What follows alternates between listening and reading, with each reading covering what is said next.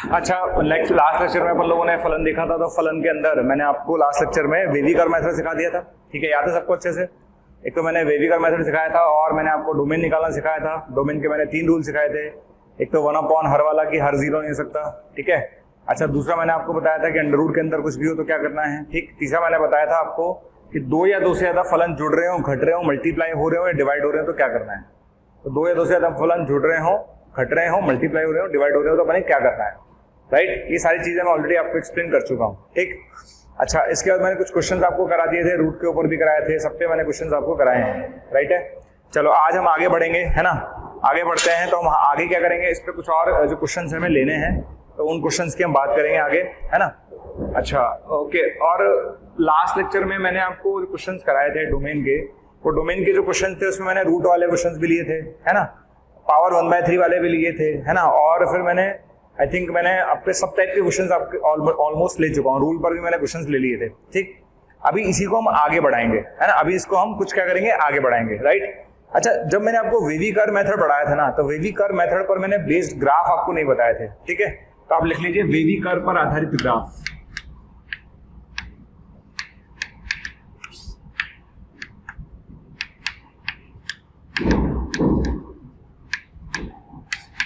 Clear है। वेविकर method पर आधारित ग्राफ हम देख लेते हैं। जैसे मान लेते हैं कि आपको ग्राफ बनाना है y बराबर x-1 इंटू x-2 का ग्राफ बनाना है। क्लियर है। अगर आपको y बराबर x-1 इंटू x-2 का ग्राफ बनाना है तो हम कैसे बनाएंगे। सबसे पहले अपन क्या करते हैं, यहाँ पर 2 पॉइंट आएंगे, 1 और 2, प्लस माइनस और प्लस। क्लियर है, आ गया। ग्राफ बन गया 1 और 2 प्लस माइनस प्लस। ठीक है। अब क्या होगा, जहां माइनस है तो नीचे लेना है, जहां माइनस है वहां नीचे बना दे, और जहां प्लस है तो ऊपर बना दें। क्लियर है। जहां माइनस है तो क्या करेंगे, नीचे बनाएंगे, और जहां प्लस है वहां क्या बनाएंगे, ऊपर बनाएंगे। तो ये ग्राफ बन जाएगा। क्लियर। तो ग्राफ कैसे बनेगा, ग्राफ ऐसे बनेगा कि 1 से 2 में नेगेटिव है तो नीचे जाएगा, और उसके आगे क्या है, पॉजिटिव है तो ऊपर जाएगा। तो इस तरह से हम ग्राफ बना सकते हैं। ठीक है। तो this is graph of y बराबर x-1 इंटू x-2। ओके।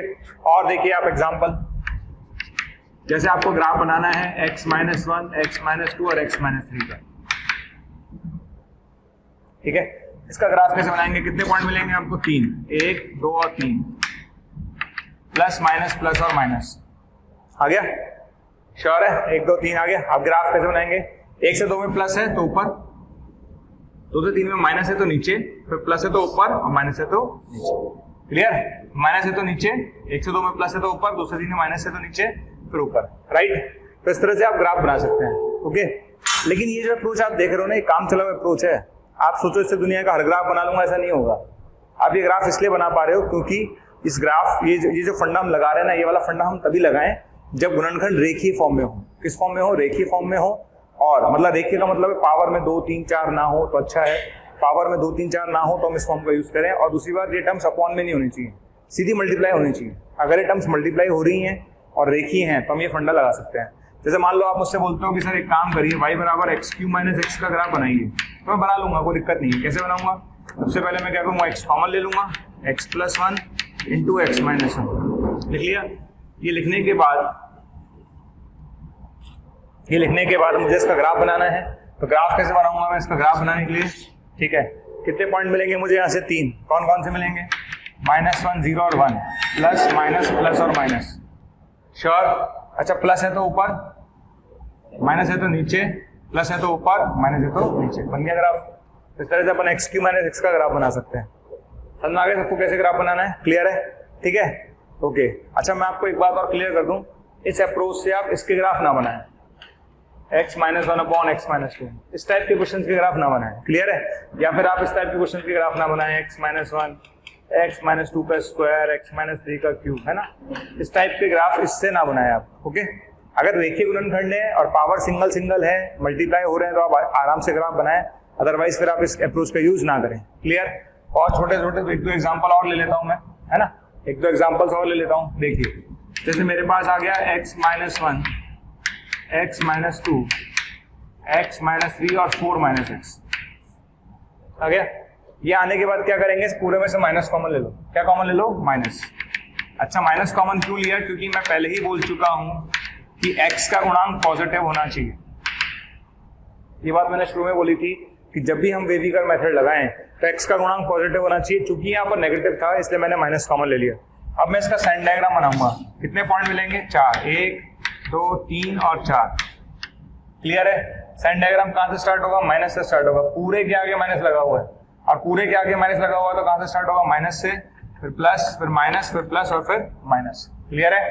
तो ग्राफ कैसे जाएगा? पॉजिटिव प्लस माइनस, ठीक है, और माइनस, ये ग्राफ बन जाएगा। तो इस तरह से हम ग्राफ बना सकते हैं, राइट? ओके, इस जो ये तरीका मैंने आपको सिखाया है ना, इसमें कुछ लिमिटेशंस है, लिमिटेशंस का ध्यान रखिएगा, अदरवाइज में दिक्कत आएगी। बाकी नॉर्मल जो ग्राफ है आप आराम से इससे बना सकते हैं। चलिए, इसके अलावा कुछ ग्राफ ऐसे होते हैं जो बच्चों को हमेशा आने चाहिए। मैं आपको बता दूं कौन से। y बराबर एक्स स्क्वायर, y बराबर एक्स स्क्वायर का ग्राफ जो है हर बच्चे को आना चाहिए, है ना? तो कैसे बनाएंगे y बराबर एक्स स्क्वायर का ग्राफ? ये y बराबर एक्स स्क्वायर का ग्राफ ऐसे बन जाएगा। ओके, ये ग्राफ है y बराबर एक्स स्क्वायर का, क्योंकि आप 0 के आगे जाएंगे तो भी पॉजिटिव है, 0 के पीछे जाएंगे तो भी पॉजिटिव है। क्लियर है? ओके, तो ये ग्राफ बनेगा, ये दोनों तरफ सेम बनेगा। जैसा y एक्स के इधर होगा वैसे y एक्स के इधर होगा। क्लियर है? ये y बराबर एक्स स्क्वायर का ग्राफ बनेगा। ठीक, अब यहाँ पर एक छोटी सी बात मैं बता देता हूँ। क्या बता देता हूँ? y बराबर एक्स की पावर n। ओके, n हमारा सम है और n greater than equal to 2। y बराबर एक्स की पावर n सम है और n greater than equal to 2 है। तो क्या होगा? जैसे किसी बच्चे से पूछा गया यार y बराबर एक्स स्क्वायर बताओ, तो उसने बोला सर ये लीजिए, y बराबर एक्स स्क्वायर बना दिया आपने। बिल्कुल ठीक है बेटा, बिल्कुल सही है ना? अगर आपसे पूछा जाए कि बेटा y बराबर एक्स की पावर 4 बनाओ, x की पावर 6 बनाओ, x की पावर 2020 बनाओ, ठीक, अब कोई नंबर अगर -1 से 1 में है, कोई भी नंबर दुनिया में अगर -1 से 1 के बीच में है, एनी नंबर बिटवीन -1 से 1, कोई भी नंबर दुनिया में -1 से 1 है, उसका स्क्वायर करेंगे छोटा हो जाएगा, है ना? उसकी पावर 4 करेंगे और छोटा हो जाएगा, तो स्क्वायर करेंगे और छोटा होगा, 4 करेंगे और छोटा होगा। क्लियर है? तो ये तो तय है कि -1 से 1 में स्क्वायर बड़ा होगा 4 से, 4 बड़ा होगा 6 से, 6 बड़ा होगा 8 से। क्लियर? तो अगर -1 से 1 में देखूं तो -1 से 1 में x की पावर 4 का ग्राफ नीचे से जाएगा। क्लियर है? -1 से 1 में एक्स स्क्वायर और x की पावर 4, तो जो मैंने रेड वाला यूज किया ना, पिंक कलर का यूज किया है, वो नीचे से जाएगा। क्यों जाएगा? क्योंकि x की पावर 4 छोटा है।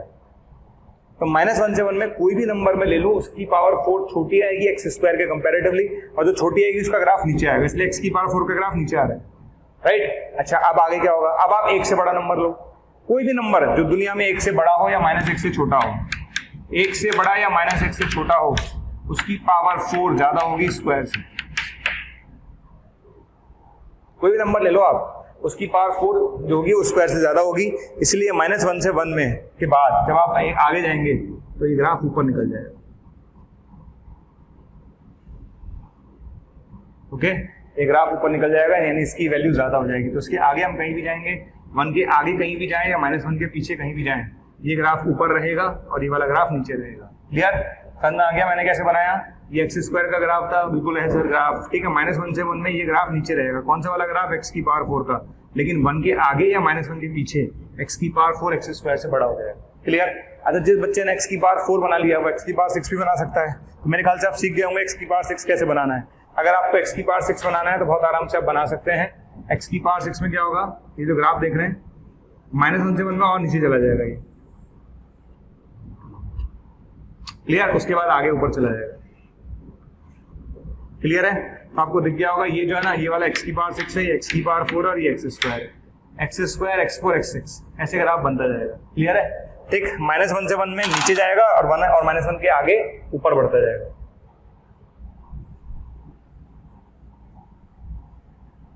इसके अलावा बात करता हूं मैं y बराबर एक्स क्यूब की।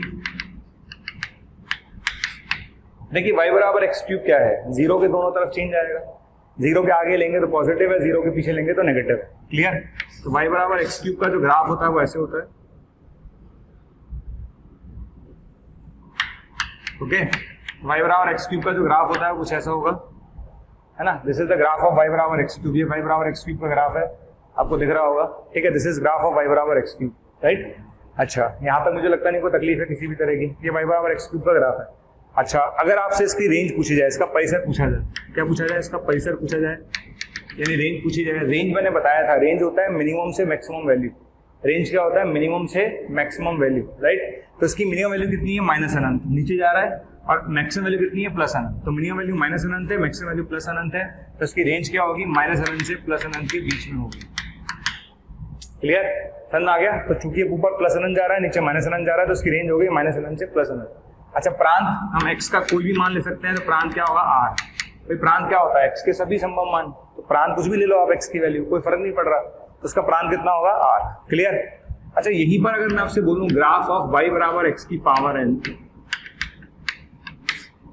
ग्रेटर देन इक्वल्स टू 3 है और n विषम है, ओके। जैसे मान लो किसी बच्चे ने पूछा कि सर ये बताइए कि मुझे सर y बराबर x क्यूब भी आता है, x की पावर 5 बना सकता हूँ क्या? बिल्कुल बना सकता हूँ। 7 बिल्कुल बना सकता है बेटा, तो 2019 2021 सब बना सकता है। कैसे बनाएंगे? देखिए, x क्यूब का ग्राफ आपके सामने है, बिल्कुल है, ओके। अगर मैं नंबर 0 से 1 में ले लूँ, दुनिया में कोई भी नंबर अगर मैं 0 से 1 में ले लूँ, तो उसका क्यूब बड़ा होगा कि इसकी पावर 5 बड़ा होगा? तो ऑब्वियस बात है, क्यूब बड़ा होगा। 0 से 1 में आप कोई भी नंबर लो, उसका क्यूब उसकी पावर 5 से बड़ा होगा। अगर आपको तकलीफ है तो आप 1/2 लेके देख सकते हैं, ठीक है। तो 0 से 1 में कोई भी नंबर लेंगे, उसका क्यूब 5 से बड़ा होगा, ठीक। तो 0 से 1 में क्या होगा? 0 से 1 में जो ग्राफ होगा 5 का, वो नीचे से जाएगा, ओके।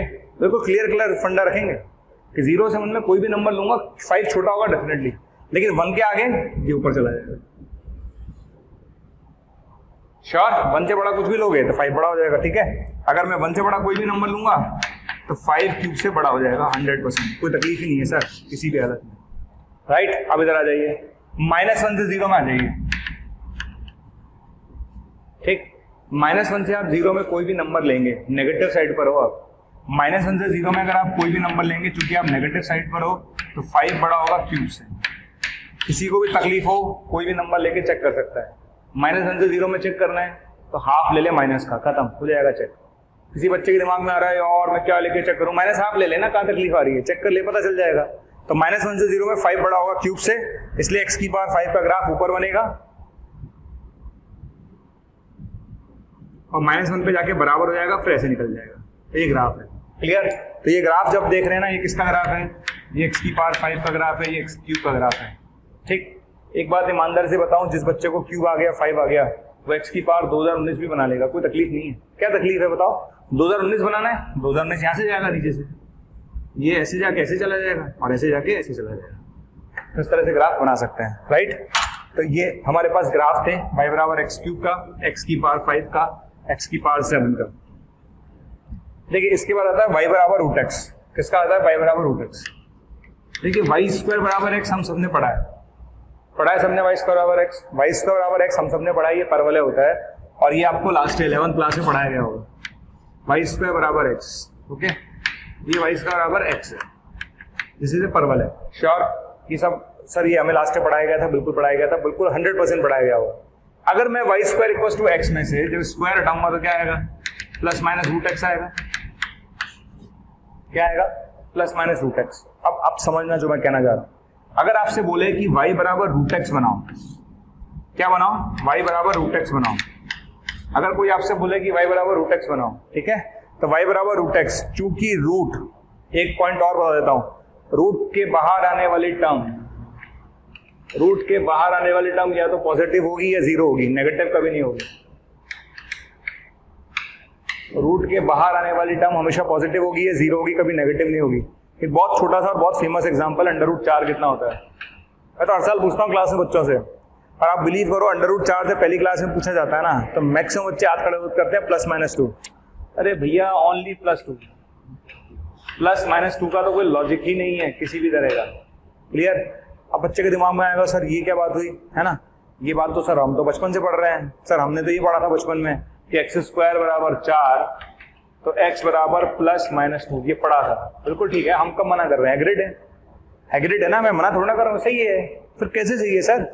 अरे बेटे, जब x² बराबर 4 था तो x बराबर हुआ ±√4, क्लियर। जब आपने x² बराबर 4 लिखा तो x बराबर हुआ ±√4, √4 तो तब भी 2 ही आया ना, तो इसका मतलब ध्यान रखें अंडर रूट के बाहर आने वाली टर्म कैसी होती है, पॉजिटिव, क्लियर। और चूंकि अंडर रूट के बाहर आने वाली टर्म पॉजिटिव होगी, श्योर है, तो इसका मतलब हुआ कि जब ये चीज पॉजिटिव है तो y भी पॉजिटिव होगा, और जब y पॉजिटिव होगा इसका मतलब ग्राफ जो होगा सिर्फ ऊपर ऊपर की तरफ बनेगा, नीचे की तरफ ग्राफ नहीं बनेगा, क्लियर। अपनी बात रिपीट कर रहा हूं, चूंकि ये टर्म हमेशा पॉजिटिव होगी, नेगेटिव नहीं हो सकती, इसलिए मेरा ग्राफ सिर्फ ऊपर ऊपर बनेगा, नेगेटिव नीचे साइड नहीं बनेगा, क्लियर। ये ग्राफ है y equals to root x का। ओके, अगर कोई आपसे पूछता है y equals to minus root x बनाओ, तो y equals to minus root x ये गलत ग्राफ बनेगा, ठीक। तो कुछ चमत्कारी बच्चे ध्यान दे लेना भाई। कुछ बच्चे बोलते हैं अरे सर y बराबर रूट एक्स में और y square equals to x में क्या फर्क है ना, y square equals to x तो पूरा पैराबोला है, y equals to root x क्या है, अपर पैराबोला है, y equals to minus root x lower parabola है, क्लियर है। तो उसका ध्यान रखिएगा। और देखिए इसके अलावा जैसे मेरे पास आता है एक्स स्क्वायर बराबर y आता है, ठीक है। एक्स स्क्वायर बराबर y क्या होता है, ये वाला पैराबोला है, एक्स स्क्वायर बराबर y जो है ये वाला पैराबोला है कि नहीं है, ये एक्स स्क्वायर बराबर y है, श्योर है, तो तकलीफ नहीं। अगर आपसे पूछा जाए x बराबर तो प्लस माइनस रूट y आएगा, आएगा, श्योर है। अच्छा, अब इसमें दो केस बन गए, कौन कौन से दो केस बनेंगे, एक तो x बराबर रूट y और एक x बराबर माइनस रूट y। वापस इधर आ जाइए, ये टर्म कैसी होगी, पॉजिटिव होगी, श्योर है, 101% ये टर्म पॉजिटिव होगी, और ये पॉजिटिव होगा तो डेफिनेटली ये पॉजिटिव होगा, और चूंकि ये पॉजिटिव होगा इसका मतलब जो ग्राफ बनेगा वो एक ही तरफ बनेगा, पॉजिटिव साइड पर, क्लियर है। तो अगर आपसे कोई पूछे कि x बराबर रूट y कैसा होता है, x बराबर रूट y ऐसा होगा, सिर्फ इधर वाला पार्ट, क्लियर है, x बराबर रूट y ऐसा होगा, ठीक। और अगर आपसे x बराबर माइनस रूट y पूछा जाए तो ये होगा ऐसे, क्लियर। तो ये ग्राफ है x बराबर माइनस रूट y। चलिए, आई थिंक क्लियर हो गया होगा। तो y बराबर x square x four x cube समझ में आ गया होगा, एक्स क्यूब एक्स सिक्स ये समझ में, एक्स फाइव समझ में आ गया होगा, y बराबर रूट एक्स कैसे बनता है ये समझ में आ गया होगा, x बराबर रूट y कैसे बनता होगा ये समझ में आ गया होगा, श्योर, ठीक है। अब हम चलते हैं y बराबर 1/x पर, किस पे चलेंगे, y बराबर 1/x पर, ठीक है। तो आओ देखिए y बराबर 1/x, राइट। अच्छा, y बराबर 1/x को अगर मैं बनाना चालू करूं,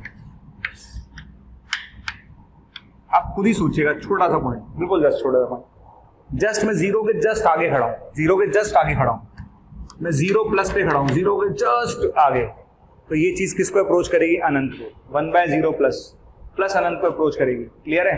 तो जब मैं x जीरो के जस्ट आगे खड़ा हूंगा, जीरो के जस्ट आगे अगर मैं खड़ा हूंगा तो ये चीज किसको अप्रोच कर रही होगी, ये चीज प्लस अनंत को अप्रोच करेगी, ठीक। अब आप आगे देखना क्या होगा, जैसे जैसे मैं x बढ़ाऊंगा, जैसे जैसे मैं क्या बढ़ाऊंगा, x बढ़ाऊंगा, जैसे मैंने x की वैल्यू 2 ली तो 1/2 आया, फिर मैंने x की वैल्यू 3 ली 1/3 आया, फिर मैंने 1/4 आया, 1/10 आया। तो आपको दिख रहा होगा x की वैल्यू, y की वैल्यू कम हो रही है। तो जैसे जैसे x बढ़ाएंगे वैसे वैसे वैल्यू कम होती जा रही है, और जब मैं इन्फिनिटी की तरफ जाऊंगा, जब मैं इन्फिनिटी की तरफ जाऊंगा तो 1/∞ 0 को अप्रोच करेगा, 1/∞ 0 को अप्रोच करेगा, क्लियर है। तो जैसे जैसे x बढ़ा रहे हैं वैसे वैसे वैल्यू कम हो रही है, और जब हम इन्फिनिटी की तरफ अप्रोच करेंगे तो वैल्यू किसको अप्रोच करेगी, 0 को अप्रोच करेगी, क्लियर है। तो 0 प्लस पर इन्फिनिटी से स्टार्ट होगा, डिक्रीज होता जाएगा, डिक्रीज होता जाएगा, डिक्रीज होता जाएगा, और इन्फिनिटी पे जाकर किसको अप्रोच करेगा, 0 को अप्रोच करने की कोशिश करेगा। टच मत करा देना, ठीक, ओके। और इसी तरह से सेम आप ग्राफ जो है वो नेगेटिव साइड पे बना सकते हैं। तो 0 प्लस पर ये अप्रोच कर रहा था प्लस इन्फिनिटी को, और 0 के जस्ट पीछे लेंगे, 0 के जस्ट पीछे, हल्का सा पीछे, 0 माइनस में लेना है, बहुत माइनस 0.000 समथिंग, माइनस थोड़ा सा 0 में। तो 0 के जस्ट पीछे अगर माइनस में जाएंगे तो ये माइनस इन्फिनिटी को अप्रोच करेगा, किसको अप्रोच करेगा, माइनस इन्फिनिटी को अप्रोच करेगा। तो 0 के जस्ट पीछे माइनस इन्फिनिटी को अप्रोच करेगा, और उसके बाद ग्राफ ऐसे जाएगा, क्लियर। तो ये जो ग्राफ आप देख रहे हैं ये ग्राफ है y इक्वल्स टू 1/x का, इसका ग्राफ है y इक्वल्स टू 1/x का ग्राफ है ना। इससे रिलेटेड बहुत सारी चीजें हम थोड़ी देर बाद देखेंगे, है ना। तो 0 माइनस पर ये किसको अप्रोच कर रहा है, माइनस इन्फिनिटी को अप्रोच कर रहा है।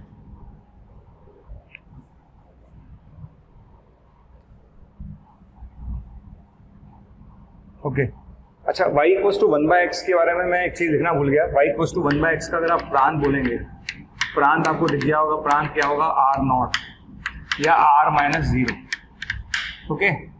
परिसर आपने उसका देखा होगा कि जो ग्राफ आपने देखा वो 0 को टच नहीं कर रहा था, बाकी सबको टच कर रहा है, सिर्फ 0 लाइन को टच नहीं कर रहा था। तो उसका परिसर कितना होगा, r0, यानी 0 को छोड़, ओके। तो इसका प्रांत भी r0 होगा, परिसर भी क्या होगा, r0। अब हम बात करते हैं त्रिकोणमितीय फलनों की।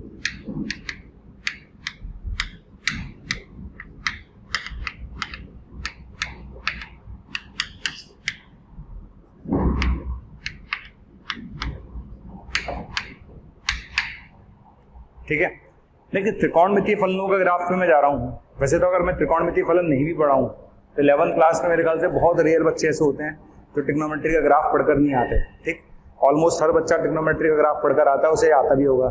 स्पेशली साइन और कॉस तो कहते हैं ना कि साइन और कॉस तो ऐसा है कि रोड पे चलते हुए पूछ लेना कि साइन का ग्राफ आता है, बच्चा कहेगा सर ये लो, कॉस का ग्राफ सर ये लो, क्योंकि साइन और कॉस तो ऐसे ग्राफ है जो हमेशा रटे हुए रहते हैं। राइट, तो चलिए आपसे पूछा जाए साइन का ग्राफ बना दो सर, तो साइन का ग्राफ तो मुझे लगता नहीं यार किसी को बताने की जरूरत है, साइन तो आप खुद ही बना लोगे। ठीक है, चलिए तो साइन का ग्राफ ये मानते हुए कि हमको आता है, तो कुछ तो मानना पड़ेगा, कुछ तो आता है। राइट, तो चलो मान लो साइन का ग्राफ आता है। ओके, चलिए साइन का ग्राफ बना लेते हैं हम लोग सब।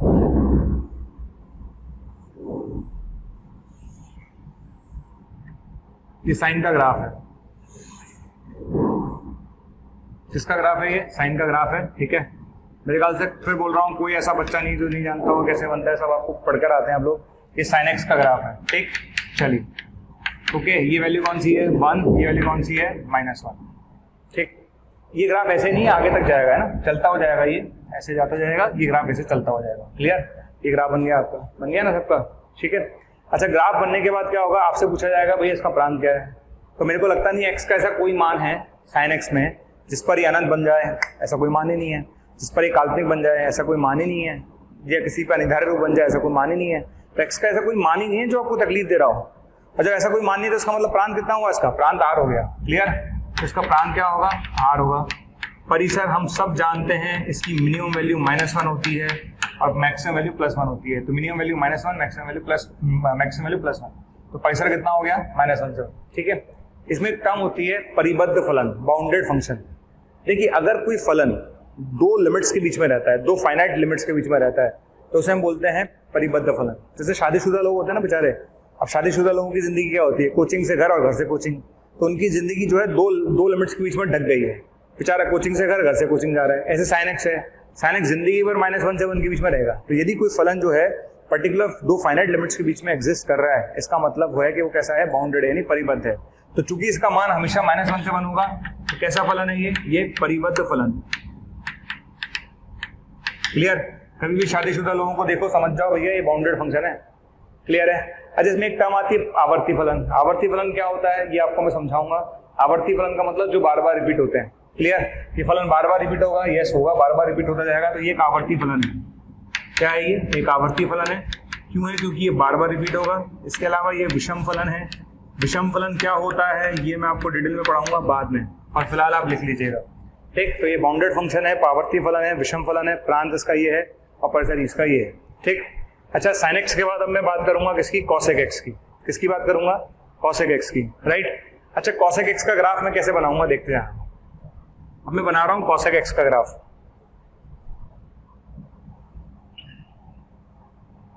कॉसेक एक्स का ग्राफ बनाने के लिए सारे बच्चे काम करें, दोबारा साइन एक्स बना लें। कॉसेक एक्स का ग्राफ बनाने के लिए सारे बच्चे दोबारा साइन एक्स बना लें। ओके, जिन भी बच्चों को कॉसेक एक्स बनाना है दोबारा आप साइन एक्स का ग्राफ बना लीजिए।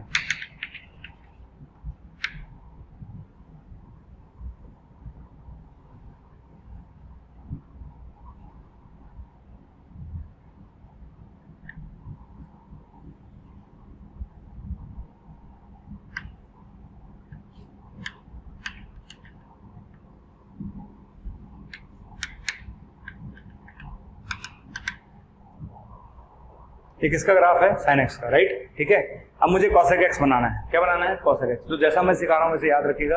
ये बहुत याद रखने का बहुत आसान तरीका है। कैसे करेंगे देखिए, सबसे पहले जहां जहां ग्राफ एक्स अक्ष को कट कर रहा है 0, पाई, 2 पाई, 3 पाई, है ना, माइनस पाई, है ना, -2 पाई, -3 पाई। ओके, जहां जहां ग्राफ एक्स अक्ष को कट कर रहा है वहां पर आप क्या खींचेंगे, वर्टिकल लाइंस खींचिए। कौन सी लाइंस, वर्टिकल लाइंस। ठीक, वर्टिकल लाइन, फिर यहाँ पर वर्टिकल लाइन। ठीक है, यहाँ पर वर्टिकल लाइन। क्लियर है, यहाँ पर वर्टिकल लाइन। श्योर, यहाँ पर वर्टिकल लाइन, ठीक है, यहाँ पर वर्टिकल लाइन। आगे समझ में क्लियर है? समझ में आगे? जहां जगह आप एक्स एक्स को कट कर रहा है ना वहां पे वर्टिकल लाइन ड्रॉ कर दीजिए। तो सबसे पहले साइन एक्स बनाया, बिल्कुल बना लिया सर। तो जहां जहां साइन एक्स का ग्राफ एक्स एक्स को कट कर रहा था वहां पे वर्टिकल लाइंस बना दीजिए, बना दिया सर। उसके बाद क्या करेंगे? उसके बाद हम क्या करेंगे? ऊपर वाले कटोरों को ऊपर उल्टा कर देंगे, है ना।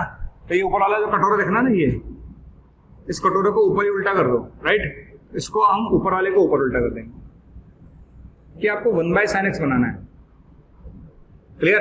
तो इस वाले कटोरे को ऊपर उल्टा कर दो और नीचे वाले कटोरे को नीचे उल्टा कर दो। ऊपर वाले को ऊपर,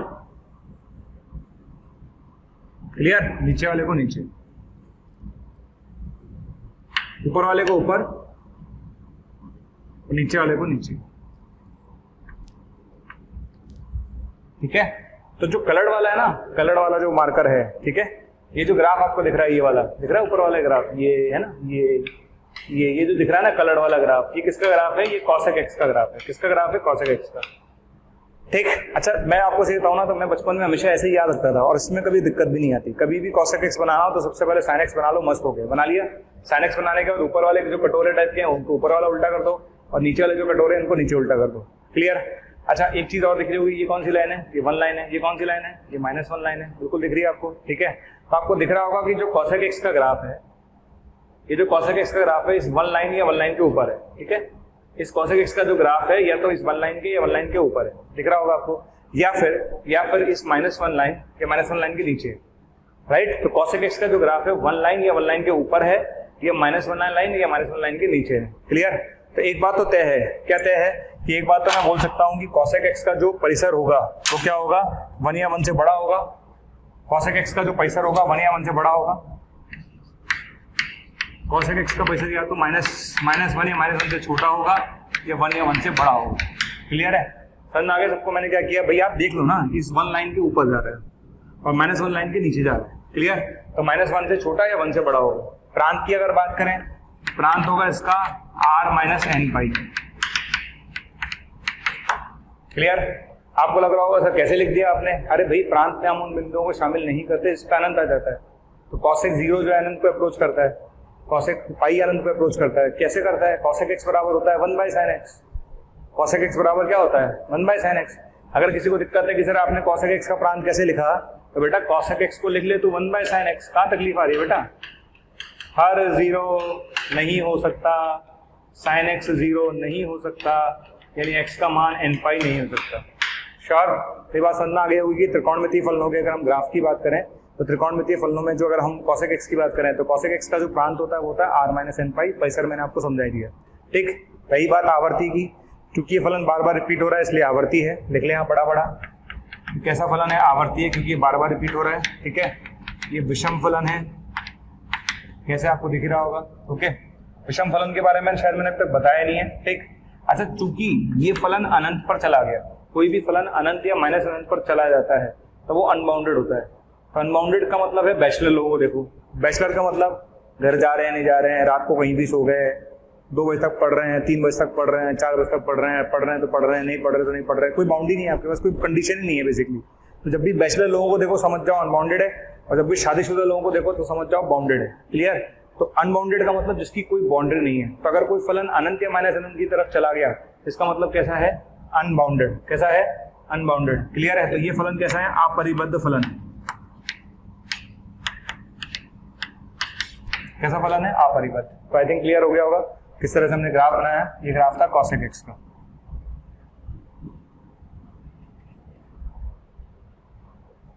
अब हम बात करेंगे cos x की। किसकी? cos x की। देखिए, साइन और कॉस ऐसे ग्राफ हैं जो हर बच्चे को आते हैं, राइट। साइन और कॉस ऐसे ग्राफ है जो हर बच्चे को आते हैं, तो मुझे कॉस तो बताना नहीं है, ऑब्वियस सी बात है, सब जानते हैं कॉस 0 पे 1 होता है।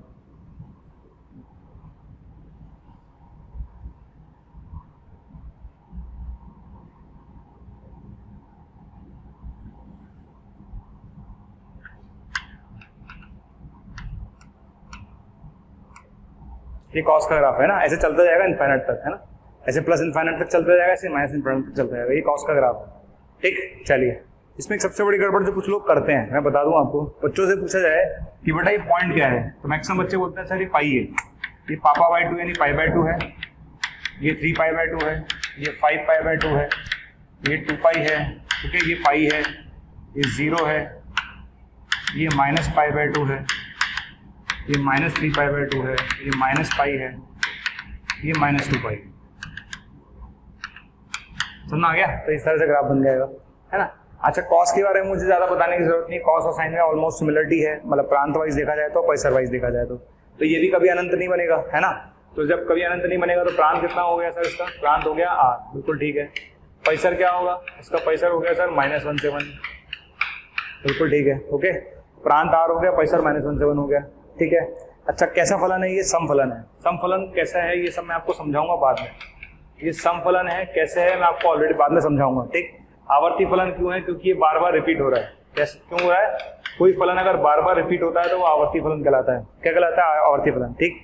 क्या ये परिबद्ध फलन है? यस, ये परिबद्ध फलन है क्योंकि इसकी वैल्यू हमेशा -1 से 1 के बीच में है, और अगर किसी फलन की वैल्यू दो वैल्यूज के बीच में रहती है तो ये परिबद्ध फलन है। कैसा फलन है? परिबद्ध फलन है। तो इसका प्रांत आर है, पैसा -1 से 1 है, सम फलन है, आवर्ती फलन है और एक परिबद्ध फलन है। क्लियर? चलिए, अब बात आती है सेकेक्स की। किसकी बात आ रही है? सेकेक्स की। अब सेकेक्स कैसे बनाएंगे? राइट, तो देखिए सेकेक्स बनाने के लिए वही करिए जो थोड़ी देर पहले मैंने किया था।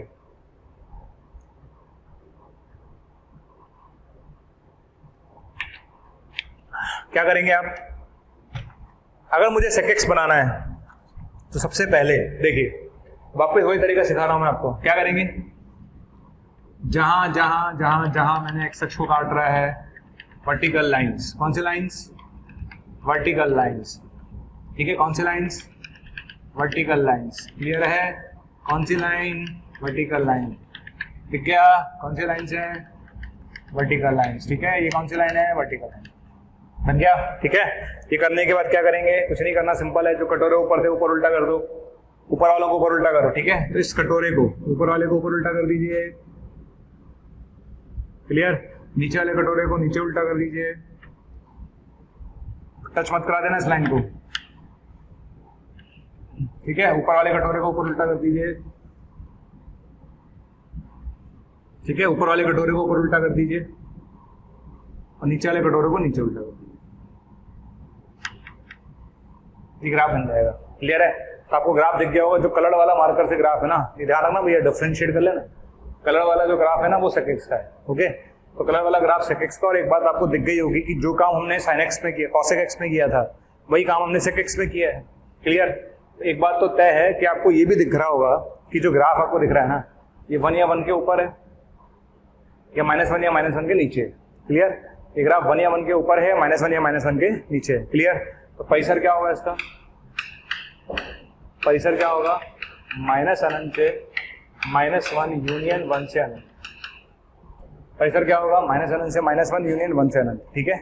इसको आप चाहें तो ऐसे भी लिख सकते हैं और कुछ बच्चे ऐसे भी लिख लेते हैं, r -1 से 1। इसमें से जैसे भी आपको ठीक लगे वैसे लिख सकते हैं। आ गया? तो ये पैसर आ जाएगा -अनंत से -1 यूनियन 1 से अनंत, या फिर ऐसे लिख लीजिए। हो गया? ये पैसर हो जाएगा। अच्छा, प्रांत। प्रांत में तकलीफ है, बिल्कुल तकलीफ है सर। हम उन बिंदुओं को शामिल नहीं करते जहां पर अनंत बन जाता है, ओके। तो आपको पता ही सेक 90 जो है इन्फिनिटी का अप्रोच करेगा, है ना। π/2 है, 3π/2 है, 5π/2 है ना। π/2 के विषम गुणज पर इन्फिनिटी की तरफ अप्रोच करेगा। तो जिन बिंदुओं पर अनंत आ जाता है उन बिंदुओं को प्रांत में शामिल नहीं करते, तो इसका आंसर होगा r - 2n + 1 π/2, ठीक है। n क्या है? पूर्णांक है, यानी π/2 के विषम गुणज को हम शामिल नहीं करते। ये प्रांत आ गया। क्लियर? आई थिंक पैसर क्लियर है, प्रांत क्लियर है। यहाँ तक कोई तकलीफ नहीं है? बिल्कुल नहीं है सर। आगे बढ़े। अच्छा, कैसा फलन है ये? एक सम फलन है, ओके।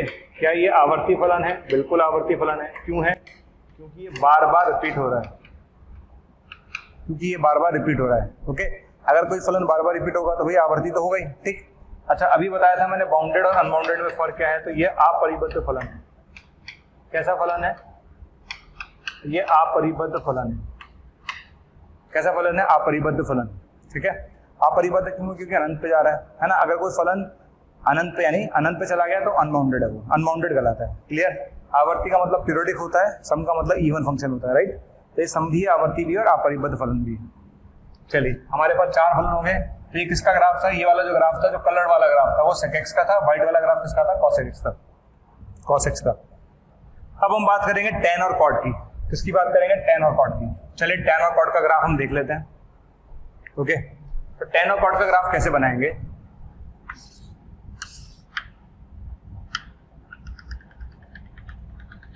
तो देखिए tan और cot का ग्राफ भी मुझे सिखाना तो है ही नहीं, आप लोगों को आता ही होगा। ट्रिग्नोमेट्री आप पढ़ चुके हैं 11th क्लास में, तो ये बहुत बेसिक सी चीजें आपको आनी चाहिए और आती भी होंगी, नो डाउट। ओके,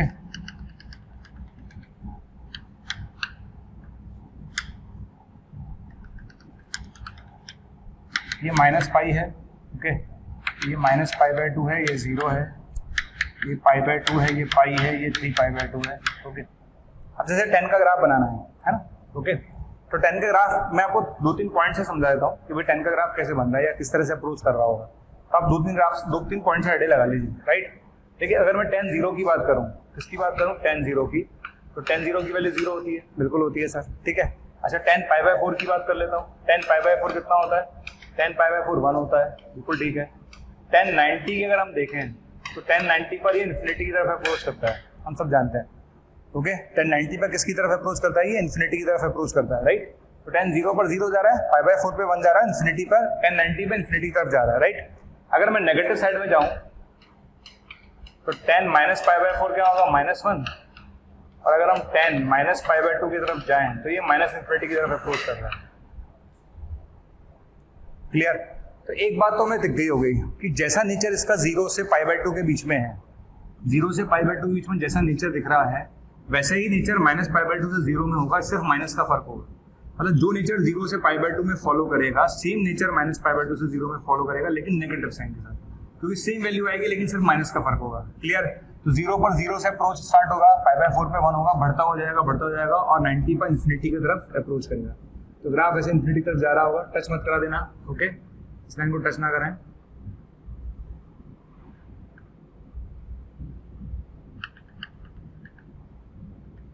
ठीक है, ग्राफ चला जाएगा ऐसे, tan x का ग्राफ है, श्योर, ठीक है। और जैसा ग्राफ इस साइड जाएगा वैसे ग्राफ इस साइड जाएगा, लेकिन नेगेटिव के साथ जाएगा। ये ग्राफ है, ये किसका ग्राफ है? ये tan x का ग्राफ है, श्योर। ये किसका ग्राफ है? tan x का ग्राफ है, आपको दिख रहा होगा। अच्छा, अब एक बार जिस बच्चे ने इसका ग्राफ बना लिया, तो चूंकि एक आवर्ती फलन है, आवर्ती फलन है यानी हर पाई के बाद रिपीट होगा, है ना। इसका आवर्तकाल पाई होता है। ये टर्म जो अब मैं बार बार बोल रहा हूँ आवर्ती फलन, मैं आपको समझाऊंगा डिटेल में, बिल्कुल डिटेल में एक्सप्लेन करेंगे इसको। तो आवर्ती फलन है, और चूंकि आवर्ती फलन है तो हर पाई के बाद ही रिपीट होता है।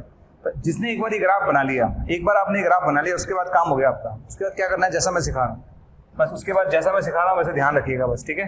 तो इस ग्राफ को देख लेते हैं। ये ग्राफ आगे बढ़ गया, ये 2 पाई लाइन है, श्योर। तो आप देखिए, ये वाला पॉइंट क्या है? 0 है।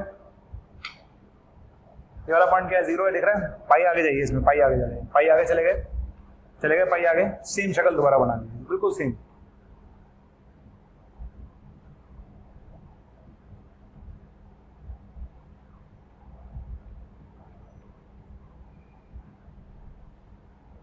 बन गई, ठीक है। फिर सेम शक्ल दोबारा बनाएंगे, फिर पाई आगे जाएंगे, सेम शक्ल।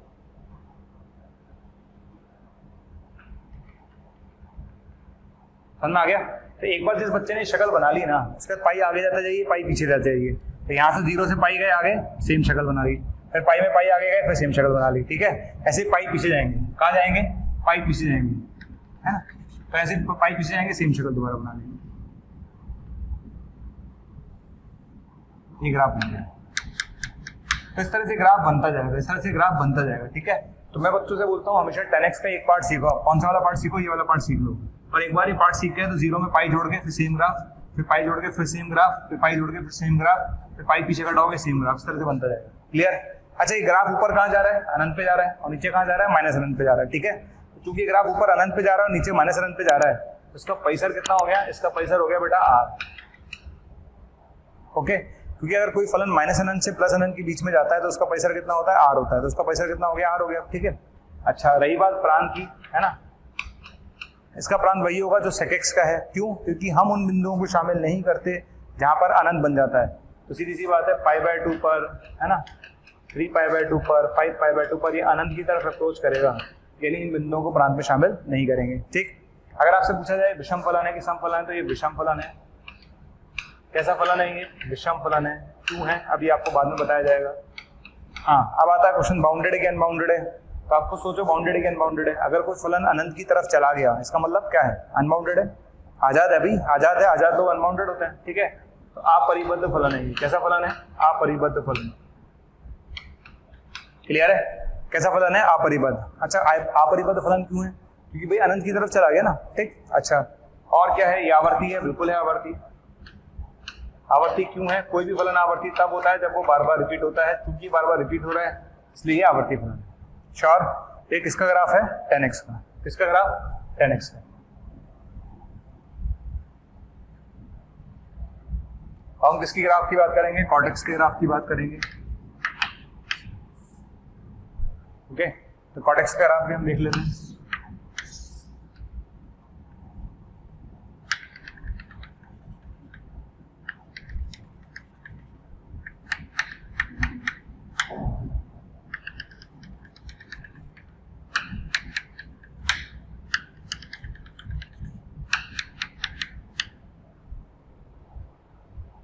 ओके, तो कॉर्टेक्स का ग्राफ आपको बताइए, है ना। कॉर्टेक्स का ग्राफ कैसे बनाएंगे? सेम जैसे मैंने 10 का लेके बनाया था। 0 प्लस पर देख लीजिए, कॉट 0 प्लस पर किसको अप्रोच करता है? तो अगर कॉट 0 प्लस पे देखेंगे तो अनंत को अप्रोच करता है। किसको अप्रोच करता है? प्लस अनंत को। तो कॉट 0 प्लस किसको अप्रोच करता है? प्लस अनंत को अप्रोच करता है, राइट। ठीक है, तो अगर मैं कॉट के ग्राफ को बनाने की सोच रहा हूँ तो इतना मुझे पता है कि जो कॉट में 0 प्लस आता है ये प्लस अनंत को अप्रोच करता है। बिल्कुल करता है, ठीक है, बिल्कुल सही है सर। अच्छा, कॉट 90 क्या होता है? कॉट 90 जो है वो 0 होता है। बिल्कुल ठीक है सर। अच्छा, कॉट पाई माइनस क्या होता है? पाई के जस्ट पीछे ये माइनस अनंत होता है। ठीक, 3 बातें ध्यान रखिएगा। कॉट 0 प्लस 0 के जस्ट आगे प्लस अनंत होता है, 90 पर 0 होता है, पाई माइनस में माइनस अनंत होता है। क्लियर? और मैं आपको एक बात और बता दूं, जो वैल्यू 0 से 90 में आएगी वही वैल्यू 90 से पाई के बीच में आएगी, लेकिन माइनस के साथ। क्लियर है? तो क्या होगा? 0 प्लस पर प्लस अनंत से अप्रोच करेगा तो घटता जाएगा 0 पे जाके 90 पे जाके 0 हो जाएगा। और उसके बाद ये ग्राफ जो है पाई माइनस पे किसको अप्रोच करेगा? माइनस अनंत को अप्रोच करेगा। ये ग्राफ बन गया आपको। क्लियर है? ये किसका ग्राफ है? ये कॉट का ग्राफ है। किसका ग्राफ है? कॉट का ग्राफ है। और ये भी हर पाई के बाद रिपीट होगा, हर पाई के बाद रिपीट होगा। तो आप क्या करेंगे? इस वाले पॉइंट में दिख रहा है ये वाला पॉइंट, इस वाले पॉइंट में पाई पाई ऐड करते जाइए। कितना ऐड करते जाइए? पाई पाई। तो इस ग्राफ में पाई पाई ऐड करते जाइए। तो यहाँ पाई ऐड करेंगे तो 3π/2 आएगा। सेम शक्ल फिर बना दीजिए।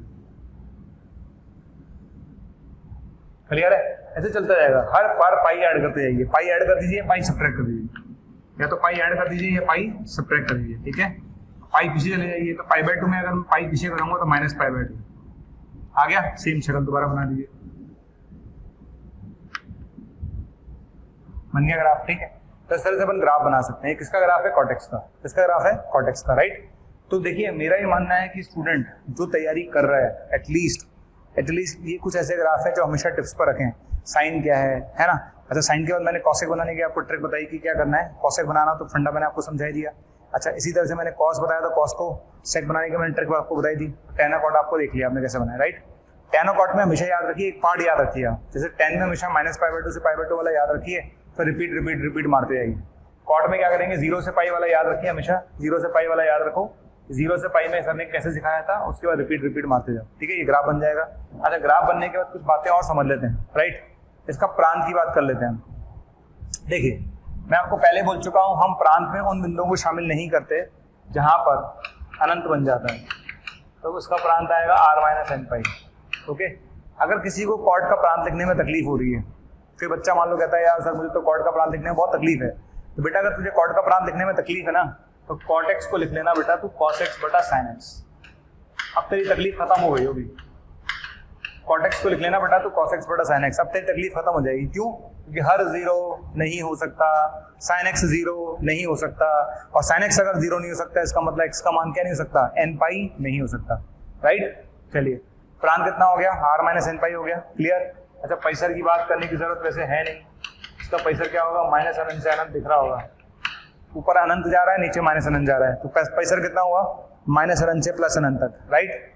सर अब इसमें कुछ चीजें और बता दीजिए, क्या ये बाउंडेड है? नहीं, अनबाउंडेड है। अगर कोई फलन अनंत या माइनस अनंत में से कहीं भी चला गया तो वो अपरिबद्ध फलन है। कैसा फलन है? अपरिबद्ध फलन है। श्योर? ठीक है। अच्छा, कैसा फलन है? समय की विषम है, ये विषम फलन है। कैसा फलन है? ये विषम फलन है। क्लियर? क्या ये आवर्ती है? बिल्कुल है बेटा, आवर्ती है, क्योंकि बार बार रिपीट होगा, इसलिए ये आवर्ती फलन भी है। आगे समझ में? ठीक है, तो यहां तक की कहानी समझ में आनी चाहिए आपको। तो यहां तक की कहानी में कोई ट्विस्ट नहीं है। कॉर्टेक्स का ग्राफ हमने कैसे देखा ये देख लीजिए आप, राइट? चल, तो 2 मिनट का मैं आपको टाइम देता हूँ। 2 मिनट के अंदर सारे बच्चे एक बार ग्राफ देख लें फटाफट। इसके आगे फिर मैं आगे बढ़ाऊंगा। पहले ग्राफ देख लीजिए सारे बच्चे, और आगे बढ़ना चाहिए हमें। बढ़े आगे? चलिए, तो आपने सारे ग्राफ देख लिए है ना? अच्छा, अब इसमें कुछ चीजें बता देता हूँ मैं आपको। एक चीज और देखिएगा, मैं एक छोटी सी चीज बता रहा हूँ क्योंकि मुझे लगता है कि बता दूं तो अच्छा ही है ना? देखिए, ये sin x का ग्राफ है। किसका ग्राफ है? sin x का। 0/2π। ओके, आपसे पूछा जाए sin x पॉजिटिव कब है, आपसे पूछा जाए sin x पॉजिटिव कब है, तो आप बोलोगे 0 से पाई में पॉजिटिव है। अगर आपसे पूछा जाए sin x पॉजिटिव कब है, तो आप बोलोगे 0 से पाई में पॉजिटिव है। क्वेश्चन ये आता है कि क्या sin x सिर्फ 0 से पाई में पॉजिटिव है? नहीं, ये हर 2π के बाद रिपीट होगा, हर 2π के बाद रिपीट होगा। यही साइकिल फिर 2π के बाद रिपीट होगी। ठीक है, दिख रहा होगा आपको? ठीक है, तो sin x पॉजिटिव कब है? 0 से पाई में है। क्या सिर्फ 0 से पाई में? नहीं, हर 2π के बाद रिपीट होगा। तो आप इसको जनरलाइज कर दीजिए, इसमें हम 2n पाई जोड़ देते हैं। कितना जोड़ देते हैं? 2n पाई जोड़ देते हैं, n पूर्णांक है। क्लियर? अब आप n के लिए रखते जाना, आपको वो सारे इंटरवल मिल जाएंगे जहां sin x पॉजिटिव है। क्लियर? अगर आपसे कोई पूछे sin x पॉजिटिव कब है, तो sin x पॉजिटिव है ना सर, 2n पाई से 2n पाई प्लस पाई के बीच में sin x पॉजिटिव है। ओके, चलिए, अगर आपसे पूछा जाए sin x नेगेटिव कब है,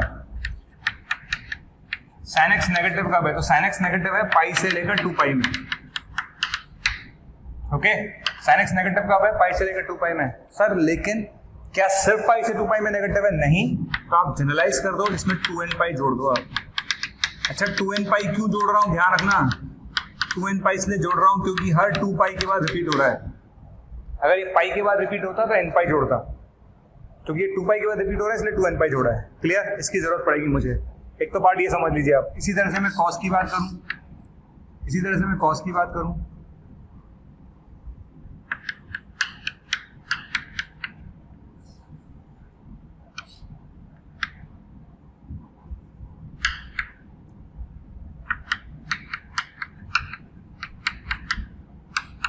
अगर मैं इसी तरह से कॉस की बात करूं, किसकी? कॉस की। ओके, अगर आपसे पूछा जाए बताइए cos x पॉजिटिव कब है, अगर आपसे पूछा जाए cos x पॉजिटिव कब है, तो आप बोलोगे एक तो 0 से 90 में है और एक 3π/2 से 2π में। ओके, तो cos x पॉजिटिव कब है, तो आप बोलोगे 0 से π/2 में है और 3π/2 से 2π में है। श्योर? जनरलाइज करना है तो 2n पाई सब में जोड़ देना। कितना जोड़ देना? 2n पाई सब में जोड़ देना। क्लियर है? इसी तरह से cos x नेगेटिव कब है, तो cos x नेगेटिव है कहां से कहां तक? π/2 से लेकर 3π/2 तक। जनरल आंसर चाहिए तो कितना जोड़ दो सब में? 2n पाई जोड़ दो आप।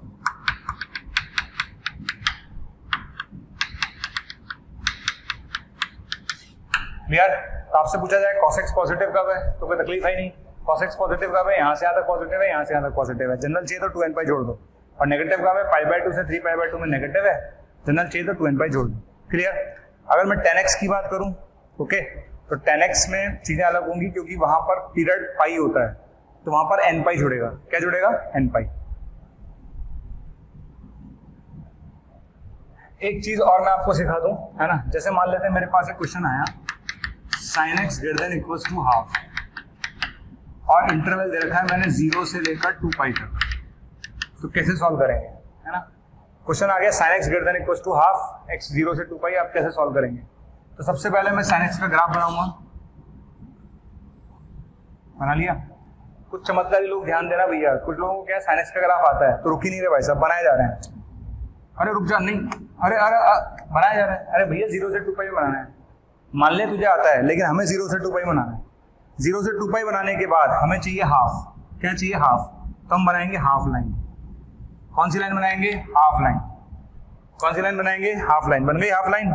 हाफ लाइन बनने के बाद हमें पता है कि sin x में हाफ कब आता है, sin x में हाफ आता है π/6 पर और 5π/6 पर। श्योर? समझ में आ गया? हाफ कब आता है? sin x में हाफ आता है π/6 पर और 5π/6 पर। तो मैं चाहता क्या हूं? मैं चाहता हूं हाफ से बड़ा लूं, हाफ से बड़ा लूं। क्लियर है? हाफ से बड़ा। कितने बच्चों को समझ में आता है हाफ से बड़ा? अरे भाई इस हाफ लाइन से ऊपर वाला, बड़ा मतलब इस हाफ लाइन से ऊपर वाला, यानी ये पोर्शन डार्क कर रहा हूं मैं, हाफ लाइन से बड़ा वाला यानी ये वाला पोर्शन डार्क कर रहा हूं। दिख गया? दिख गया? हाफ लाइन से बड़ा वाला, क्लियर है? दिख गया? तो आंसर क्या होगा इस क्वेश्चन का? आंसर होगा 5/6 से लेकर और 5/6 तक। ये इस क्वेश्चन का आंसर है। क्लियर? तो ऐसा नहीं होना चाहिए किसी क्वेश्चन में मुझे जरूरत पड़ गई अपन लटक गए। क्लियर? और देखिए, अगर आपसे पूछा जाए cos x greater than equals to half 0 से 2 पाई में, अगर आपसे पूछा जाए cos x greater than equals to half 0 से 2 पाई में, तो कैसे करेंगे? सबसे पहले हम cos x बना लेते हैं। बिल्कुल बना लिया सर, cos x बना लिया, cos x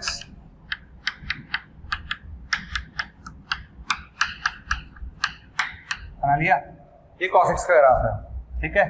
cos x का ग्राफ बनाने के बाद हम कौन सी लाइन बनाएंगे? Half line. बन गई हाफ लाइन? श्योर है? हाफ लाइन बनने के बाद हाफ से ऊपर वाला चाहिए मुझे, तो कौन सा वाला पोर्शन चाहिए? हाफ से ऊपर वाला। तो हाफ से ऊपर, इस लाइन से ऊपर वाला पोर्शन चाहिए, और इस लाइन से ऊपर वाला पोर्शन कौन सा है? तो ये है। बिल्कुल ठीक है सर। और एक इस लाइन से ऊपर वाला पोर्शन ये है। बिल्कुल ठीक है सर, समझ आ गया? तो हाफ लाइन से बड़ा वाला है तो ये रहा ऊपर वाला, एक ऊपर वाला ये रहा। क्लियर है? ठीक है। तो आंसर लिख दो इस क्वेश्चन का। तो इस क्वेश्चन का आंसर क्या आएगा? 0 से 5/2, सॉरी हाफ लाइन से बड़ा, ये वाला पॉइंट तो मैं लिखना भूल गया, 5/3 होता है और ये पॉइंट 5/3 होता है। ओके, 0 से 5/3 और 5/3 से 2 पाई, ये मेरा आंसर। कर लोगे? ठीक है, समझ में आ गया सबको? आई थिंक क्लियर होगा। हाफ से बड़ा, इस हाफ लाइन से बड़ा ऊपर वाला पोर्शन आपका आंसर हो जाएगा। ठीक है, चलिए। तो ट्रिग्नोमेट्री के ग्राफ हो गए, एक बेसिक आइडिया हो गया। अब कुछ क्वेश्चंस और बनते हैं ट्रिग्नोमेट्री पर, वो भी देख लेते हैं।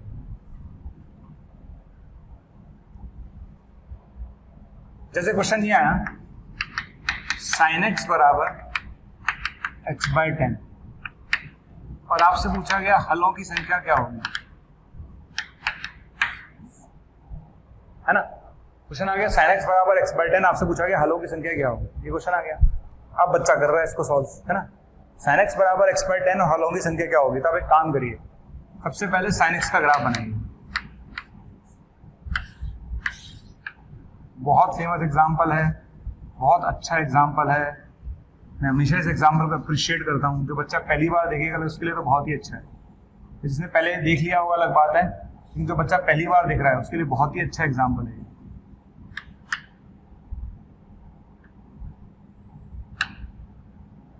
ओके, ये मेरे पास ग्राफ है ना? ठीक है। अच्छा, आपको दिख रहा होगा ये कौन सी लाइन है? ये 1 लाइन है। ये कौन सी लाइन है? ये 1 लाइन है। ठीक है, ये कौन सी लाइन है? ये -1 लाइन है।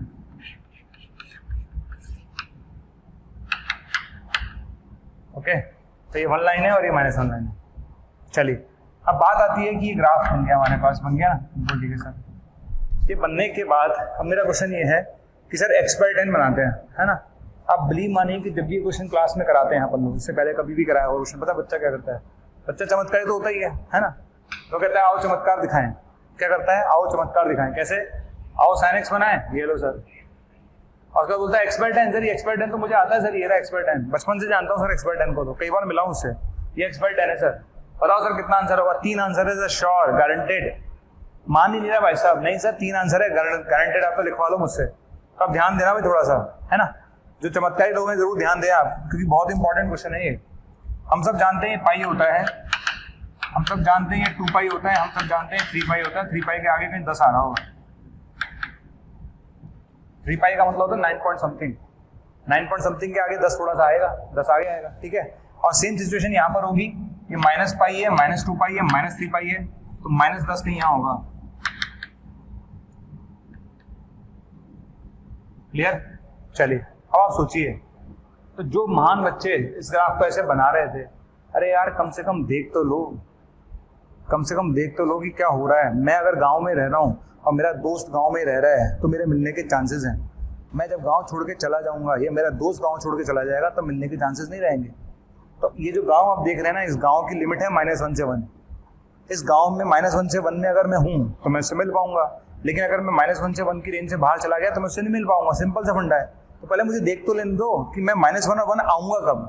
तो सबसे इंपॉर्टेंट ये था, सबसे पहले देखिए कि 10 पर 1 बनेगा, x बराबर 10 पे इसका मान 1 आएगा, x बराबर 10 पे इसका मान 1 आएगा। क्लियर?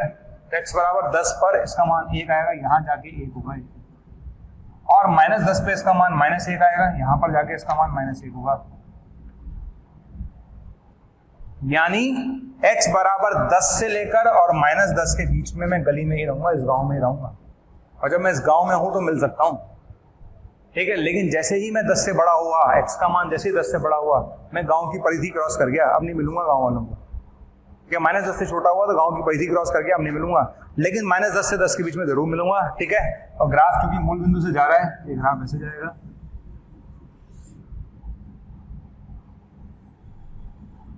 ये ग्राफ बनेगा सर आपका। शानदार क्वेश्चन है, शानदार, बहुत बढ़िया क्वेश्चन है, और मेरा ऑल टाइम फेवरेट क्वेश्चन है। ठीक है, अब ग्राफ देख लीजिए कितने कट कर रहा है, 1 2 3 4 5 6 7, 7 कट आ रहे हैं इसके। कितने कट आ रहे हैं? 7। इसके बाद कोई कट नहीं आएगा क्योंकि आप गांव की परिधि से बाहर चले गए, और 7 कट आ रहे हैं, इसका मतलब नंबर ऑफ सॉल्यूशंस कितने होंगे? 7। तो इस क्वेश्चन के हलों की संख्या कितनी होगी? 7 हल। कितने हल होंगे? 7। ठीक है, तो इस क्वेश्चन का आंसर टिक करेंगे 7 हल। आंसर लिख लीजिएगा, 7 हल होंगे।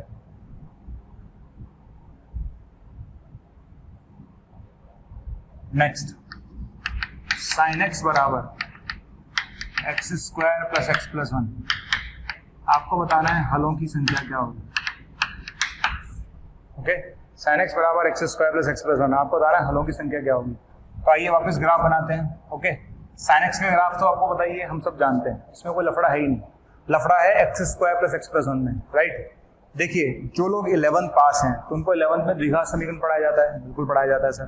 तो कैसे करेंगे? देखिए, मेरे पास है y बराबर x² + x + 1। इसका जो शीर्ष होता है वो होता है -b/2a और -d/4a। ओके, किसी भी पैराबोला का जो शीर्ष होता है ax² + bx + c की फॉर्म में, उसका शीर्ष होता है -b/2a -d/4a। बिल्कुल ठीक है, d आप समझते हैं, 20 का -4ac आप निकाल लेना, उसका शीर्ष आ जाएगा -1/2 से 3/4। ओके, और आपको ये भी सिखाया गया होगा, सिखाया जाना चाहिए कि ax² + bx + c में अगर a पॉजिटिव है तो अपवर्ड पैराबोला, और a नेगेटिव है तो डाउनवर्ड पैराबोला मिलेगा। समझ में आ गया? ऐसा अगर आपको समझ में आता है तो काम खत्म। a पॉजिटिव है तो अपवर्ड पैराबोला, और नेगेटिव है तो डाउनवर्ड पैराबोला। बस अगर ये आता है तो क्वेश्चन खत्म हो गया है, सिंपल सी बात है। कभी क्वेश्चन में आराम से कर सकता हूँ। करें स्टार्ट, चलिए। तो इसका शीर्ष समझ में आ गया, शीर्ष समझ में आ गया, और पैराबोला कैसे बनेगा? अपवर्ड बनेगा। ओके, अब मैं ग्राफ बना रहा हूं, देखिए ग्राफ कैसे बनेगा। ठीक, sin x का ग्राफ तो आपको पता ही है, बार बार एक ही काम कर रहे हैं। sin x का ग्राफ बार बार बना रहे हैं तो एक ही काम बार बार कर रहे हैं हम लोग।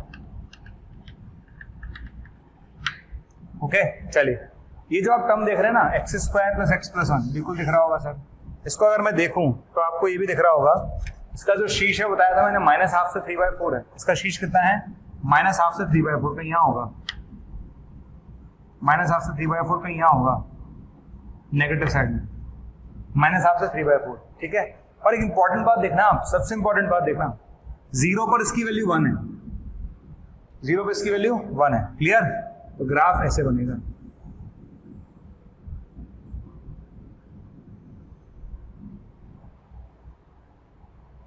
ओके, ये ग्राफ बन जाएगा।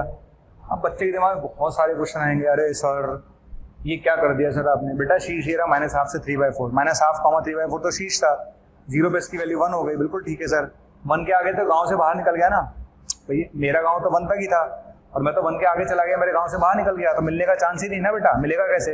जब गांव की सीमा से बाहर चला गया तो मिलना नहीं है। अब इधर आ जाओ। अब बच्चे के मन में इधर आएगा, सर इधर बताइए सर आपने इधर कैसे बना दिया। तो बेटा ये पॉइंट कौन सा है? -π है ना। कौन सा पॉइंट है बेटा? -π है। काम कर, -π पे इसकी वैल्यू निकाल के देख, इसकी वैल्यू आएगी π²।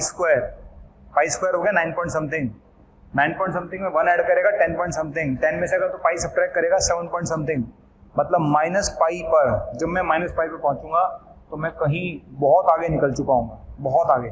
क्लियर? इसका मतलब हुआ कि ये ग्राफ इस ग्राफ को कभी टच करेगा ही नहीं, और जब नहीं टच करेगा तो आंसर क्या आएगा? No solution. कोई हल नहीं। क्या आंसर आएगा? कोई हल नहीं। इस क्वेश्चन का आंसर होगा कोई हल नहीं, नो सॉल्यूशन।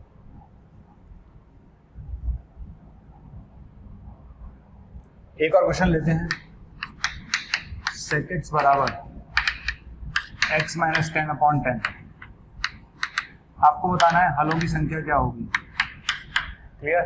और x कहां से कहां तक है? x आपका है -3π/2 से लेकर +5π/2 तक। ओके, x आपका है -3π/2 से लेकर 5π/2 तक। ओके, चलिए आपसे क्वेश्चन पूछा गया है, आपसे पूछा गया है इसके हलों की संख्या क्या होगी। तो आप लोग सब ट्राई करिए, इस क्वेश्चन को कैसे करना है एक बार देख लीजिए, मुझे बताइए कि कैसे करेंगे, है ना। अपना अपना आंसर चेक करिए सारे बच्चे।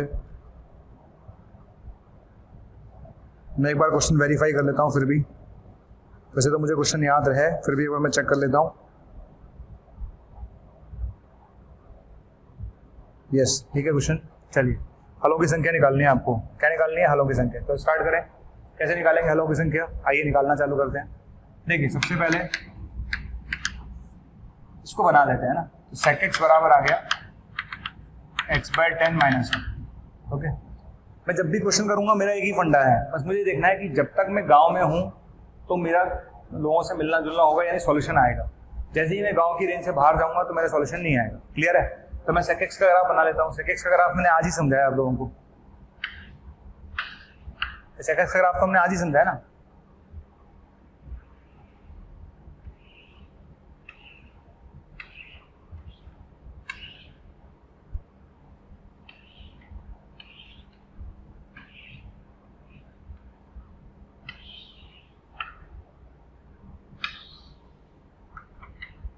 चलिए बना लेते हैं sec x का ग्राफ। तो ये हमारे पास y एक्सिस, ये हमारे पास x एक्सिस, ये π/2 है, ये पाई है, ये 3π/2 है, ये 2π है, ये 5π/2 है। ठीक है, ये -π/2 है, ये -π है, ये -3π/2। आगे समझे? चलिए, तो ग्राफ है, स्टार्ट करते हैं बनाना। ठीक है, तो sec x का ग्राफ आपको मैंने आज ही सिखाया था, है ना। तो sec x का ग्राफ बना लेता हूँ मैं। -π/2 से π/2 में बनेगा, बन गया। ओके, फिर π/2 से 3π/2 में बनेगा। ओके, तो 3π/2 से 5π/2 में बनेगा, बन गया। ओके, इधर आ जाइए। इधर अगर हम बनाएंगे तो ये बनेगा -π/2 से π/2, ये -3π/2 से -π/2।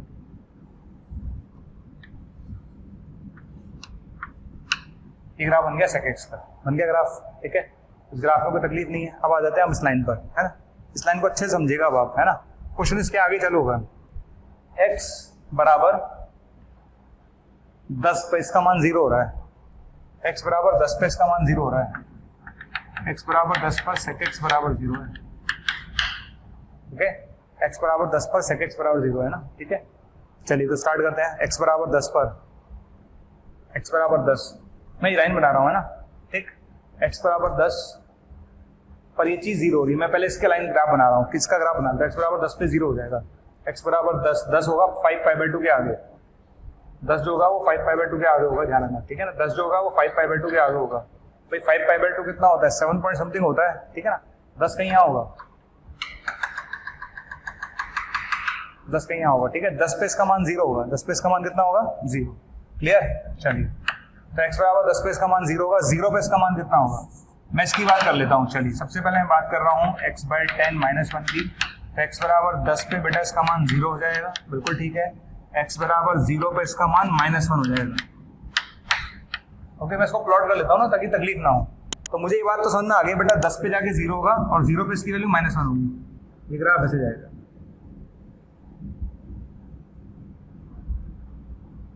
दिख गया सबको? दिख गया सारे बच्चों को मैंने क्या किया है? दिख गया सबको? x बराबर 10 पर बेटा क्या हो रहा है? x बराबर 10 पे 0 हो रहा है, बिल्कुल ठीक है सर। 0 पे कितना हो रहा है बेटा? -1 हो रहा है। ठीक है, दिख गया? उसके बाद ये रेखा जाएगी तो ऐसे जाती जाएगी नीचे। ये रेखा आपकी चली गई रेखा। और अगर ये रेखा चली गई तो एक बात तो तय है बेटा। क्या तय है? कि इस ग्राफ को अगर मैं देखूं तो ये वाला जो ग्राफ आप देख रहे हैं और ये वाला जो ग्राफ देख रहे हैं, ये रेखा इस ग्राफ को दो जगह पर कट कर रही है। कितनी जगह पर कट कर रही है? दो जगह पर। तो बताओ हलों की संख्या कितनी होगी? तो बेटा हलों की संख्या 2 होगी।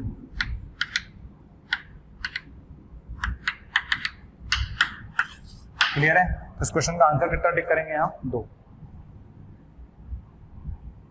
इस क्वेश्चन का आंसर कितना टिक करेंगे? 2।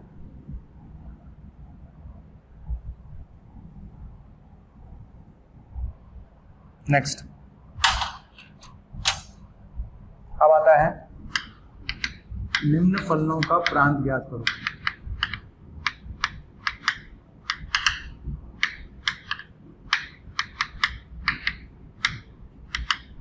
निम्न फलनों का प्रांत ज्ञात करो। पहला question under root sin x। Okay, दूसरा क्वेश्चन 1/√sin x।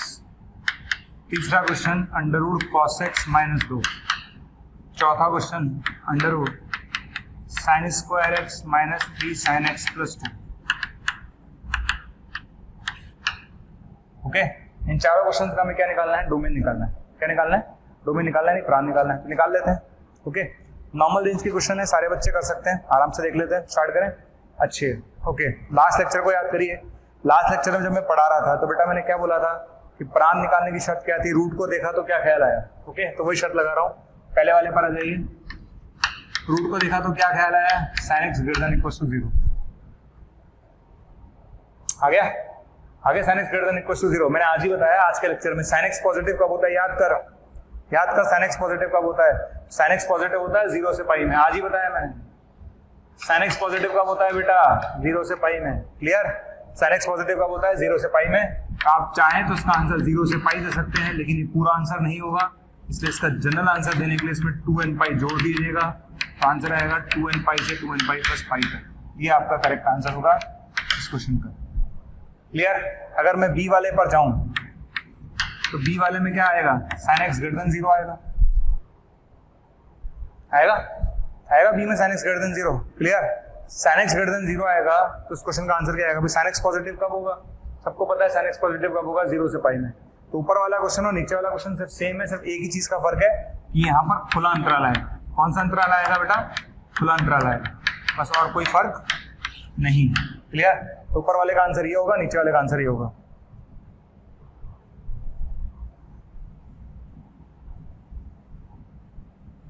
हम चलते हैं थर्ड क्वेश्चन पर। ओके, थर्ड क्वेश्चन पर आ जाइए। थर्ड क्वेश्चन क्या कह रहा है? थर्ड क्वेश्चन वही भाई फिक्स ख्याल है। मैंने आपको बोला था प्रांत के अंदर फिक्स ख्याल आते हैं भाई। रूट को देखा फिक्स ख्याल है, ठीक है, ना तो गली बदलेगी ना मोहल्ला बदलेगा, सब फिक्स रहने वाला है। तो रूट को देखा तो क्या ख्याल आया? cos x - 2 > 0। आ गया?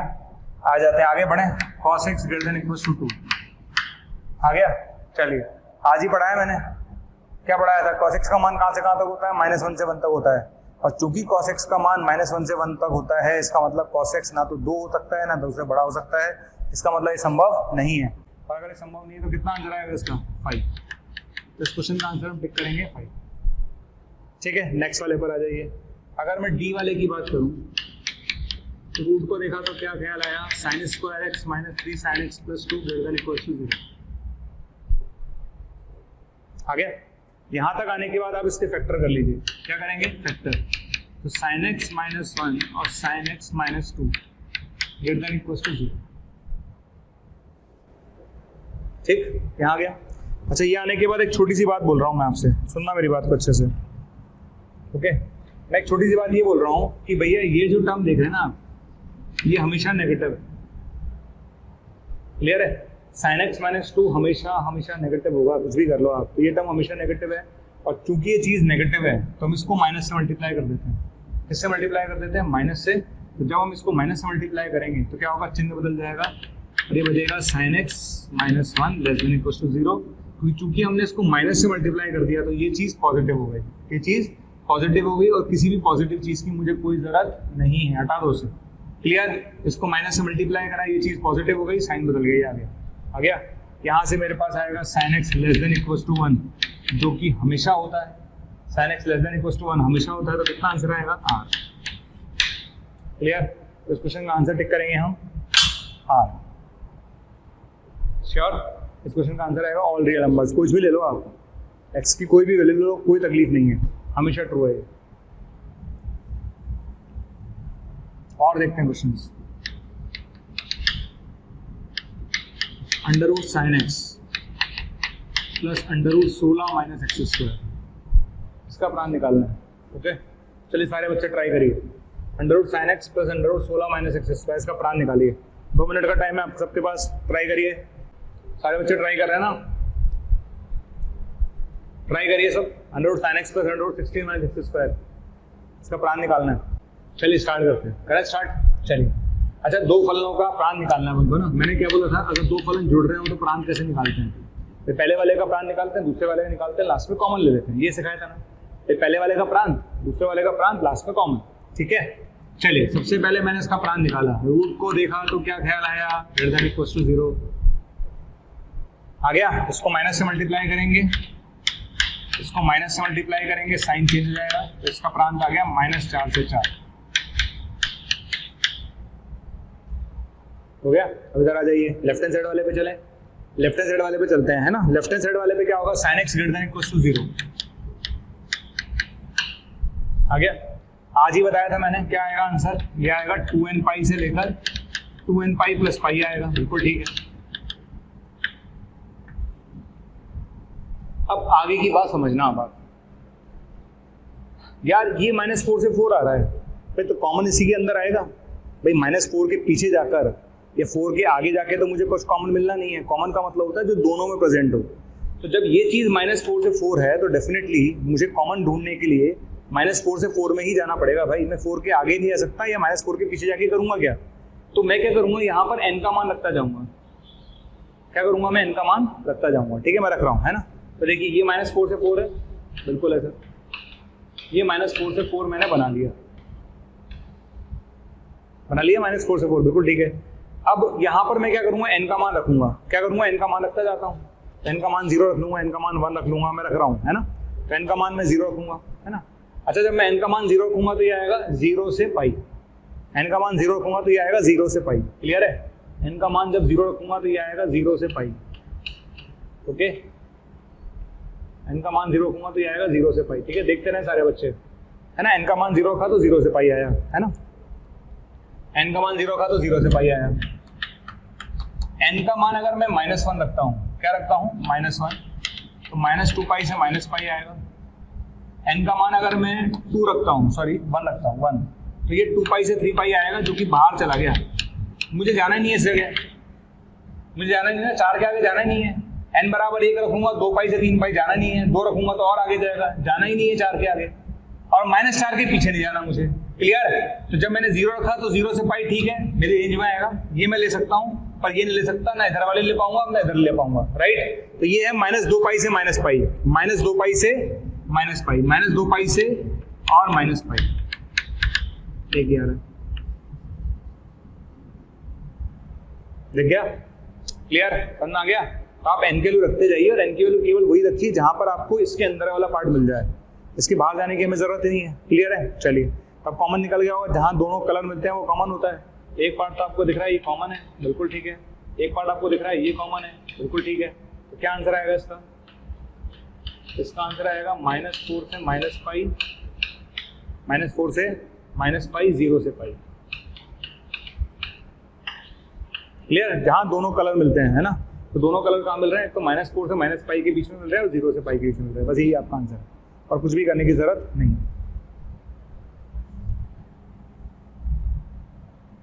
नेक्स्ट एग्जांपल पर आइए, है ना। Under root cos 2x plus under root 16 minus x square, आपको इसका प्राण निकालना है। आ गया क्वेश्चन? ठीक है, क्वेश्चन क्या है, under root cos 2x plus under root 16 minus x square, आपको इसका क्या निकालना है, प्राण निकालना है। चलिए शुरू करते हैं। सबसे पहले भाई ये वाला पार्ट तो पिछले वाला ही है, इसको तो डायरेक्ट लिख ही लेता हूँ। तो ये चीज तो आपको पता ही है ना, 16 माइनस एक्स स्क्वायर क्या होगा, ग्रेटर देन इक्वल टू 0, तो ये आएगा -4 से 4। तो इसमें तो दोबारा मेहनत करनी नहीं, राइट। चलिए, अब आपको सिर्फ इस वाले पार्ट पे मेहनत करनी है कि सर इस वाले पार्ट का क्या करूँ, इस वाले पार्ट का समझा दो सर, मैं इस वाले पार्ट का क्या करूँ। तो वापस वही कहानी, क्या करेंगे बताओ, cos 2x पॉजिटिव ये लीजिए, आ गया। ओके, आप चाहें तो इसको 2n के टर्म्स में लिख लीजिए, जैसा मैंने पहले लिखना सिखाया था आपको, कोई प्रॉब्लम नहीं है, मैंने आपको पहले भी लिखना सिखाया था, है ना। तो आप चाहे तो वो लिख लीजिए, है ना। या फिर एक काम करते हैं, जैसा आपको ठीक लगे, जैसा आपको ठीक लगे, मैं फिर बोल रहा हूँ जैसा आपको ठीक लगे, मुझे किसी भी तरीके से कोई तकलीफ नहीं है। ओके, तो ये है 0 से π/2। एक काम करते हैं अपन लोग, ये वाला पोर्शन ले लेते हैं, चलो, -π/2 से π/2, इसको छोड़ दो। बताइए कॉस पॉजिटिव कब होता है? -π/2 से π/2 होता है। यस, कॉस पॉजिटिव कब होता है? -π/2 से π/2 होता है, पक्का होता है, ठीक है।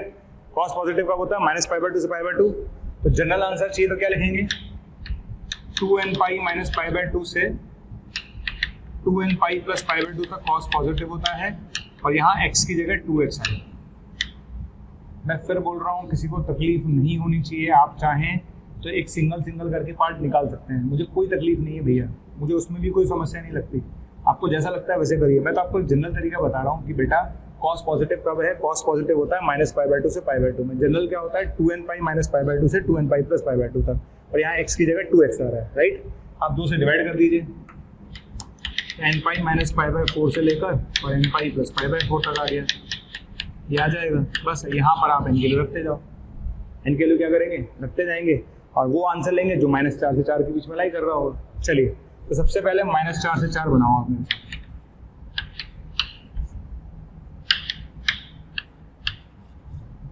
बना लिया। चलिए, अब रख रहा हूँ मैं, है ना, तो रख रहा हूँ मैं वैल्यू, n के लिए रख रहा हूँ 0, n के लिए रखूंगा 0, -π/4 से +π/4, ठीक है, बीच में ही आएगा। -π/4 से +π/4 बिल्कुल है, बीच में ही आएगा सर। -π/4 से +π/4 100% बीच में आएगा। एक पार्ट तो ये आ गया, तो n के लिए 0 रखेंगे तो ये आ जाएगा। अब n के लिए 1 रख लेते हैं, n के लिए 1 रखेंगे तो आएगा 3π/4 से 5π/4, n के लिए 1 रखेंगे तो आएगा 3π/4 से 5π/4, 3π/4 से 5π/4, 5π/4 हो गया, 4 से कम हो गया, ठीक है, बिल्कुल आएगा, 100% आएगा। 3π/4 से 5π/4 बिल्कुल आएगा सर, बिल्कुल 4 से कम होता है 5π/4,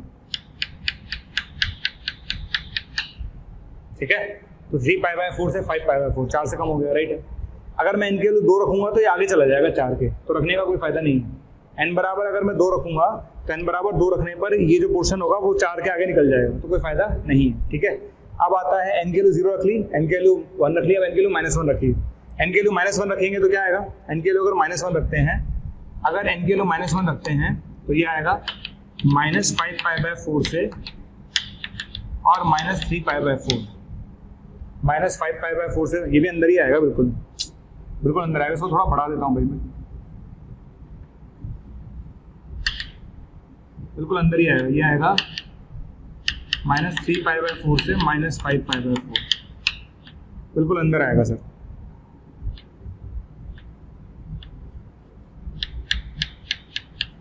ओके, किसी को किसी भी तरह की तकलीफ हो तो आप मेरी तरफ देखें कि सर मुझे ये तकलीफ आ रही है, बेटा क्या करना है, ये चीज़ -4 से 4 आ रही है बेटा, तो -4 से 4 के अंदर जो आ सके इंटरवल वही लेना है, उसके बाहर हमें नहीं जाना है, ठीक है। 10 के लिए 0 रख के देख, 0 रखेगा तो -π/4 से π/4 आएगा, बिल्कुल आएगा। n के लिए 1 रख के देख, 3π/4 से 5π/4 आएगा, बिल्कुल आएगा। n के लिए -1 रख के देख, -1 रख के देखेगा तो -5π/4 से -3π/4 आएगा। ये तीनों इंटरवल जो है वो -4 से +4 के बीच में आ रहे हैं, इसलिए मैंने इन तीनों को लिया है, ठीक है। अगर मैं इनके लिए -2 लूंगा तो बाहर चला जाएगा। अगर आप इस क्वेश्चन का आंसर पूछेंगे तो क्या होगा? आंसर वो होता है जो कॉमन हो दोनों का, तो इस क्वेश्चन का कॉमन आंसर क्या होगा? समझ में आ गया होगा। कॉमन का मतलब आपको दिख गया होगा आंसर क्या है। इस क्वेश्चन का आंसर होगा -5π/4 से -3π/4 यूनियन -π/4 से +π/4 यूनियन 3π/4 से 5π/4, ठीक है। तो इस क्वेश्चन का आंसर क्या है?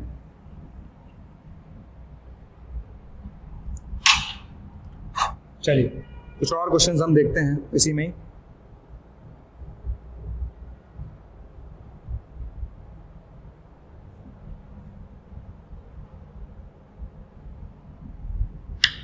√ cos x - ½ upon √ 6 + 35x minus 6x²। ये पहला क्वेश्चन है।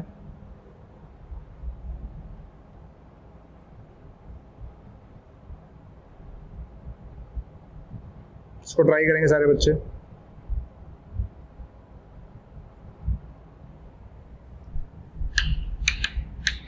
दूसरा क्वेश्चन है cos x minus half upon under root x into 1 minus x. इसका प्राण निकालना है आपको।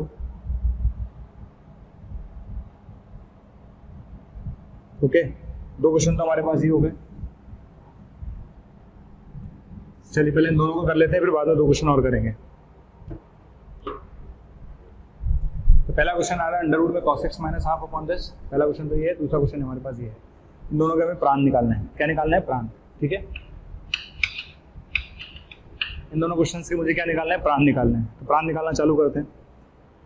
सबसे पहले मैं ऊपर वाले क्वेश्चन पर गया ऊपर वाले पे जा रहा हूँ, है ना। तो शर्त क्या लगाऊंगा? शर्त दो ही लगेंगी भाई, ऊपर वाले पे भी रूट है और नीचे वाले पे रूट है। मैं आपको पहले समझा चुका हूँ कि दोनों पे अगर अलग अलग रूट है तो अलग अलग डील करना। ऊपर वाले को अलग डील करेंगे, नीचे वाले को अलग डील करेंगे। ठीक है, तो ऊपर वाले पे शर्त क्या लगेगी? रूट को देखा तो क्या ख्याल आया? रूट को देखा तो ख्याल आया greater than equal to 0। Okay, और नीचे वाला जो टर्म है वो अपॉन में है तो ग्रेटर देन 0 लगेगा ओनली। श्योर है? यहाँ तक आ गया। यहाँ तक आने के बाद इसको माइनस से मल्टीप्लाई करेंगे तो साइन चेंज हो जाएगा। इसको माइनस से मल्टीप्लाई करेंगे तो साइन चेंज हो जाएगा। इसको माइनस से मल्टीप्लाई करेंगे तो साइन चेंज हो जाएगा। तो ये आएगा 6x + 1 और x - 6। ओके, तो ये चीज़ ग्रेटर देन 0 हो गई, बिल्कुल हो गई। माइनस से मल्टीप्लाई करा, साइन चेंज हो गया, बिल्कुल ठीक है। इसको ये कर लिया अपन ने, यहाँ तक ठीक है, कोई तकलीफ नहीं। तो यहाँ से x कितना आ जाएगा? यहाँ से x आएगा -1/6 से लेकर 6 तक। ओके, आपको ये भी समझ में आ रहा होगा कि जो वेवी कर्व मेथड मैंने लास्ट लेक्चर में पढ़ाया ना आपको, उसकी इंपॉर्टेंस समझ में आ रही होगी आपको कि वेवी कर्व मेथड जो मैंने लास्ट लेक्चर में सिखाया उसकी इंपॉर्टेंस समझ में आ रही होगी आपको, कितनी इंपॉर्टेंस है। श्योर? चलिए अब उधर आ जाइए, है ना। cos x greater than equal to half आज ही बताया था। cos x greater than equal to half आज ही बताया है। एक बार और देखते हैं। cos x greater than equal to half. Okay, लेकिन मैं फिर बोल रहा हूँ, ध्यान रखना, cos x greater than equal to half में केवल वही पोर्शन लेंगे जो कहाँ से कहाँ तक होगा भैया? -1/6 से 6 के बीच में होगा बस।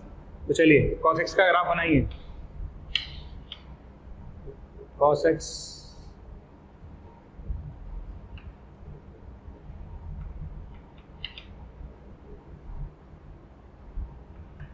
ये -π/2 है, ये π/2 है, ये 3π/2 और ये 0। श्योर है? चलिए यहाँ तक आ गया। ओके, यहाँ तक आने के बाद अब आपने बोला हाफ लाइन। कौन सी लाइन बोला आपने? हाफ लाइन बोली ना। हाफ लाइन ये लीजिए, ये हाफ लाइन है। कौन सी लाइन है? Half line. श्योर है?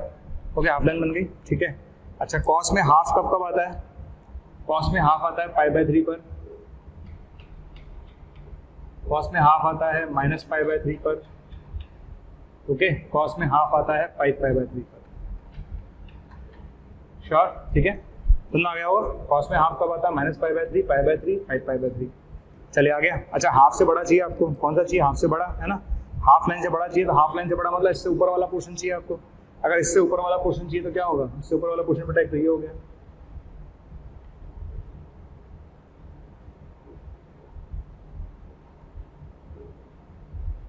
तो बेटा ये हो गया। ठीक है, एक आपका क्वेश्चन ये हो गया।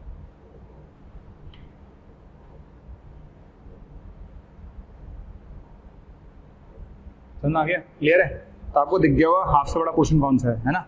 हाफ से बड़ा पोर्शन कौन सा है बेटा? हाफ लाइन से बड़ा एक तो ये हो गया, -π/3 से π/3 हो गया, और एक आपका 5π/3 से 2π हो गया। लिख दूं? ठीक है, x कहाँ से कहाँ तक हो गया?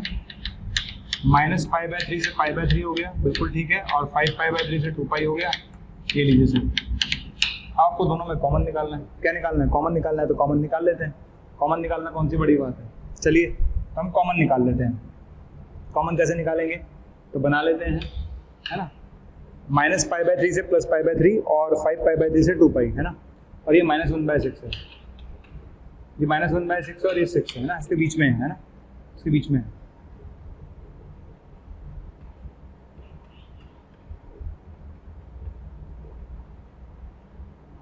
बना लिया? ओके। अच्छा, दूसरा वाला कहता है -π/3 से π/3। -π/3 -1 के आसपास हो गया ना, -1 के आसपास हो गया, तो -π/3 से प्लस पाई बाय 3, एक पोर्शन तो ये आएगा, एक पोर्शन तो ये आएगा, है ना, माइनस पाई बाय 3 से प्लस पाई बाय 3 एक आएगा, एक पोर्शन तो ये आंसर आ गया। ओके, अच्छा एक आएगा 5 पाई बाय 3, है ना, 5 पाई बाय 3 का मतलब हो गया 5 पाई बाय 3 होगा 5 पॉइंट समथिंग, 5 पॉइंट समथिंग होगा तो 6 से छोटा होगा, 5 पाई बाय 3 का यहाँ आएगा, तो 5 पाई बाय 3 से 2 पाई, 5 पाई बाय 3 से 2 पाई, 5 पाई बाय 3 से 2 पाई, ठीक है, एक कॉमन ही आ जाएगा। श्योर, समझ में आ गया? आपको दिख रहा होगा एक कॉमन तो दिख रहा होगा, -1/6 से पाई बाय 3 आ रहा है ना, जहाँ दोनों कलर मिलते हैं, एक पोर्शन तो ये रहा, है ना, ये रहा, ठीक है, एक पोर्शन आपको दिख रहा होगा ये, क्लियर है?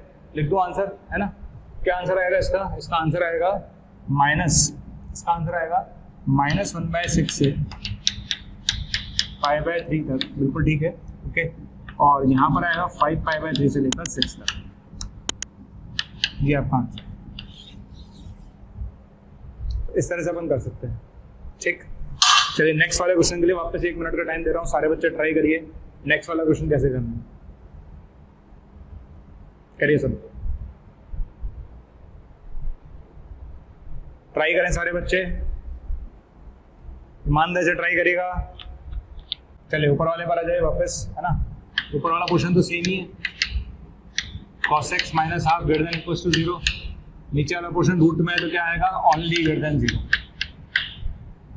आ गया, नीचे वाला रूट में तो ग्रेटर देन 0 आ गया, ऊपर वाला है तो आपको बताइए आ गया तक, यहाँ तक आने के बाद क्या होगा? इसको माइनस से मल्टीप्लाई करेंगे, साइन चेंज हो गया, किससे मल्टीप्लाई करेंगे? माइनस से, साइन चेंज हो जाएगा, तो यहाँ से x की वैल्यू आ रही है 0 से 1, यहाँ से x की वैल्यू क्या आ रही है? 0 से 1, आगे समझ में क्लियर है? यहाँ से x की वैल्यू कितनी आ रही है? 0 से 1, ठीक है, आगे बढ़े, यहाँ तक आने का तो इस वाले पोर्शन पर आ जाइए, ओके। इस वाले पोर्शन की अगर मैं बात करूँ तो इस वाले पोर्शन में अभी जस्ट मैंने किया ही था, cos x greater than equals to half, okay, तो इसका आएगा माइनस पाई बाय 3 से पाई बाय 3। बहुत सारे पोर्शन आएंगे, मैं उसका करूंगा क्या? मेरे को तो 0 से 1 में देखना है बस, बाकी आगे मैं क्या करूंगा भाई? ये तो 1 के आगे चला गया, तो मैं क्या करूंगा उस पोर्शन का? आगे कोई जरूरत ही नहीं है, तो इन दोनों का कॉमन ले लेते हैं, ठीक। ऐसे तो बहुत सारे पोर्शन आएंगे, अभी जस्ट आए थे पिछले वाले क्वेश्चन में, आ भी रहे थे, तो उससे मतलब नहीं ना मुझे यार, मुझे तो सिर्फ इस वाले भी देखना है, 0 से 1 है, तो ये 0 से 1 है, ये माइनस पाई बाय 3 से पाई बाय 3, तो कॉमन क्या हुआ? 0 से 1, क्लियर? इस क्वेश्चन का आंसर टिक करेंगे आप 0 से 1, क्या टिक करेंगे? 0 से।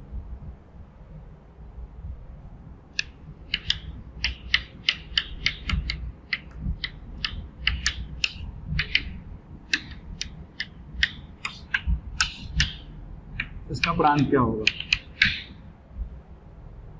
x upon under root sine ln x minus cos ln x, इसका प्रांत क्या होगा? ये क्वेश्चन पूछा आपसे, ओके। क्वेश्चन क्या है? आपसे क्वेश्चन पूछा गया x upon under root sine of ln x minus cos of ln x। तो स्टार्ट करते हैं। सबसे पहली कंडीशन, रूट को देखा तो क्या ख्याल आया? रूट को देखा तो एक ही ख्याल आया कि ये चीज ग्रेटर देन 0 होनी चाहिए, ओके। एक चीज और ध्यान रखना, क्या ध्यान रखना कि log x है तो x पॉजिटिव होना चाहिए, log x है तो x पॉजिटिव होना चाहिए, ओके। पहली बात ध्यान रखना कि रूट को देखा तो क्या ख्याल आया? रूट को देखा तो ये ख्याल आया कि ये चीज पॉजिटिव होनी चाहिए, और दूसरी बात log x है तो x पॉजिटिव होना चाहिए। आ गया? यहाँ तक आ गए। यहाँ तक आने के बाद क्या करेंगे? ये बन जाएगा sine of ln x greater than cos of ln x, बन गया। चलिए अब एक काम करते हैं, छोटा सा काम करते हैं, ओके। काम क्या करते हैं, मैं इसको x बोल देता हूँ, बोल दिया ना x। अच्छा, x बोलने के बाद ये चीज बन गई sin x और ये चीज बन गई cos x, बन गई। तो मैथ्स में sin x cos x से बड़ा कब होगा?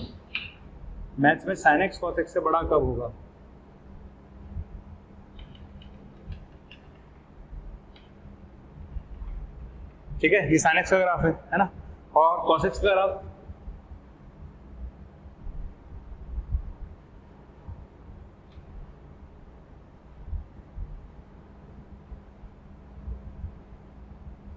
ठीक है। क्वेश्चन ये कि sin x cos x से बड़ा कब होगा, दिख रहा होगा आपको, है ना।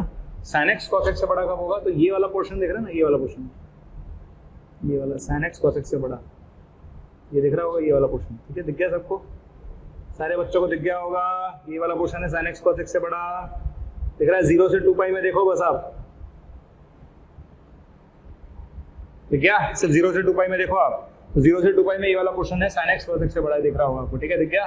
और आपको सबको पता है कि ये वाला पॉइंट कितना होता है, π/4, कितना होता है, π/4। ये वाला पॉइंट कितना होता है, 5π/4। क्लियर है, समझ में आ गया। तो अगर आपसे पूछा जाए कि भैया sin x cos x से बड़ा कब होगा, तो π/4 से 5π/4 में होगा। क्या ये π/4 से 5π/4 में ही होगा? नहीं, 2n पाई ऐड कर दो, बार बार रिपीट होगा 2 पाई के बाद, है ना। तो जनरल आंसर चाहिए तो 2n पाई ऐड करके लिखो। अगर आपको एक पर्टिकुलर पार्ट का आंसर चाहिए तो मैं क्या बोलूंगा कि ये चीज π/4 से 5π/4 के बीच में आनी चाहिए, ओके। और ये हर 2 पाई के बाद रिपीट होगा, 2n पाई में जोड़ देता हूँ इसमें, श्योर।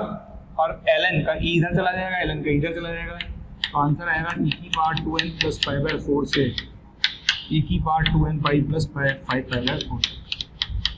ये आपका आंसर,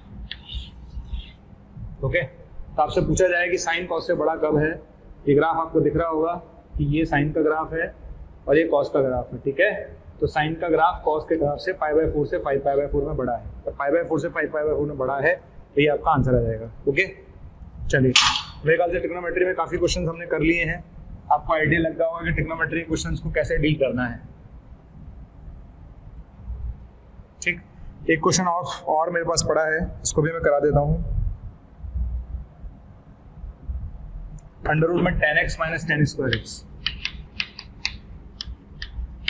अंडर रूट में tan x minus tan square x, okay. आपने पूछा इसका प्रांत क्या होगा। क्वेश्चन ये है कि tan x minus tan square x का प्रांत क्या होगा। ओके, स्टार्ट करें। इसका प्रांत निकालना है, तो रूट को देखा तो क्या ख्याल आया, रूट को देखा तो ये ख्याल आया कि भैया ये चीज ग्रेटर देन इक्वल टू 0 होनी चाहिए,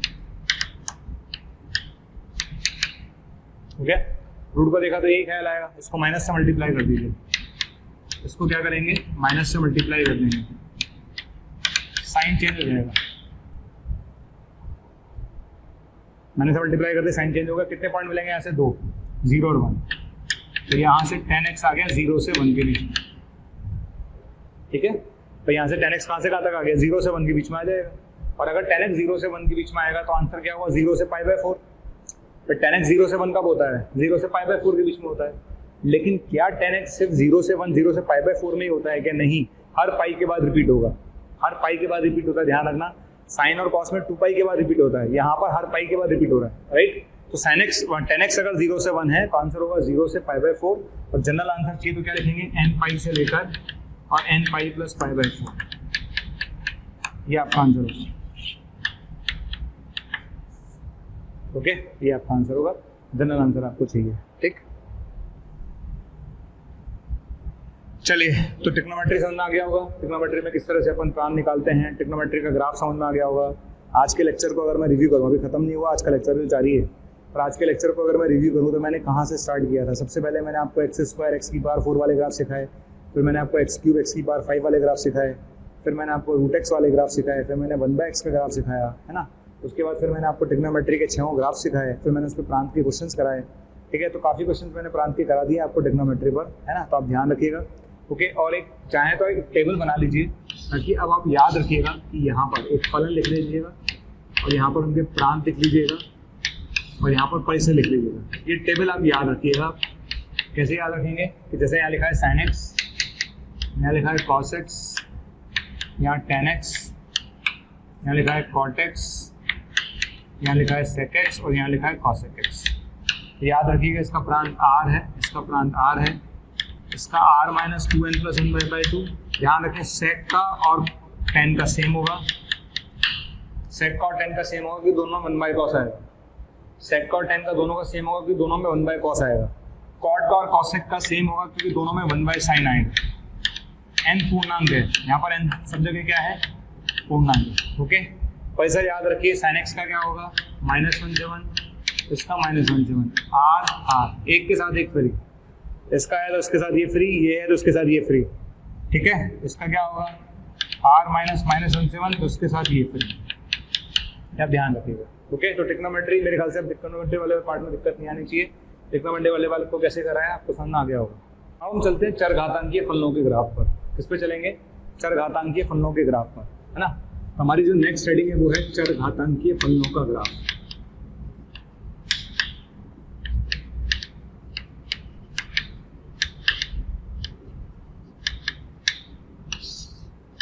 ओके मेरी नेक्स्ट हेडिंग है चरघातांकी फलनों का ग्राफ। ओके इसे बोलते हैं एक्सपोनेंशियल फंक्शंस। कौन से बोलते हैं? Exponential functions. Graph of exponential functions.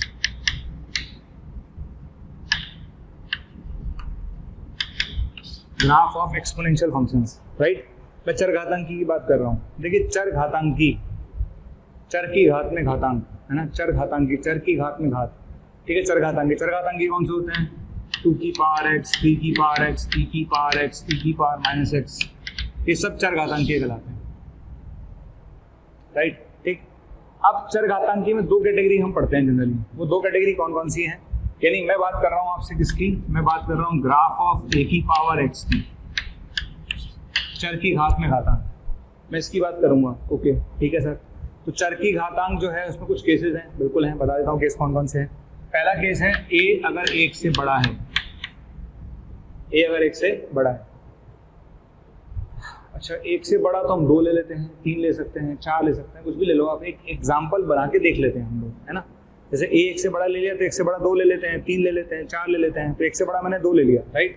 तो अगर मैं 1 से बड़ा लेता हूँ, जैसे लेट्स सपोज मैंने a बराबर 2 ले लिया। अगर मैंने a बराबर 2 ले लिया तो y बराबर क्या आ गया? 2 की पावर x आ गया, आ गया भाई। a बराबर 2 हो गया तो इसका मतलब y बराबर क्या आ गया? 2 की पावर x आ गया। तो अब मैं इसका ग्राफ बना देता हूँ।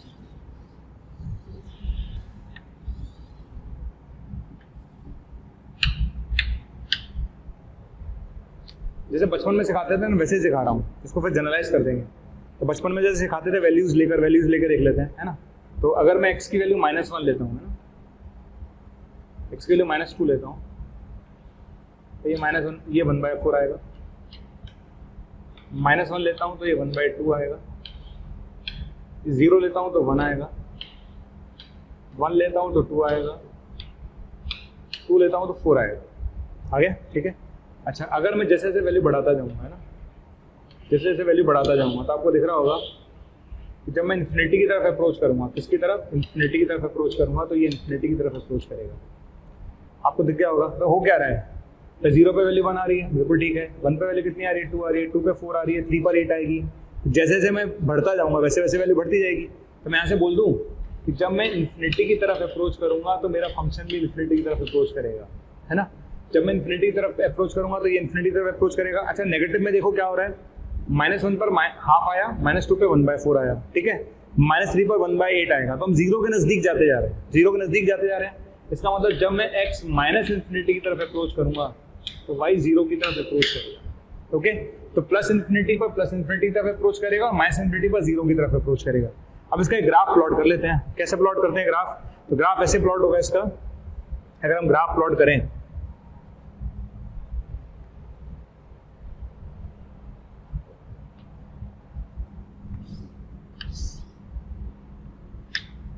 आपको दिख रहा होगा -2 पे वैल्यू बहुत कम है ना, -2 पे वैल्यू बहुत कम होगी, तो -1 पे वैल्यू थोड़ी और बढ़ेगी, है ना, फिर और वैल्यू बढ़ेगी।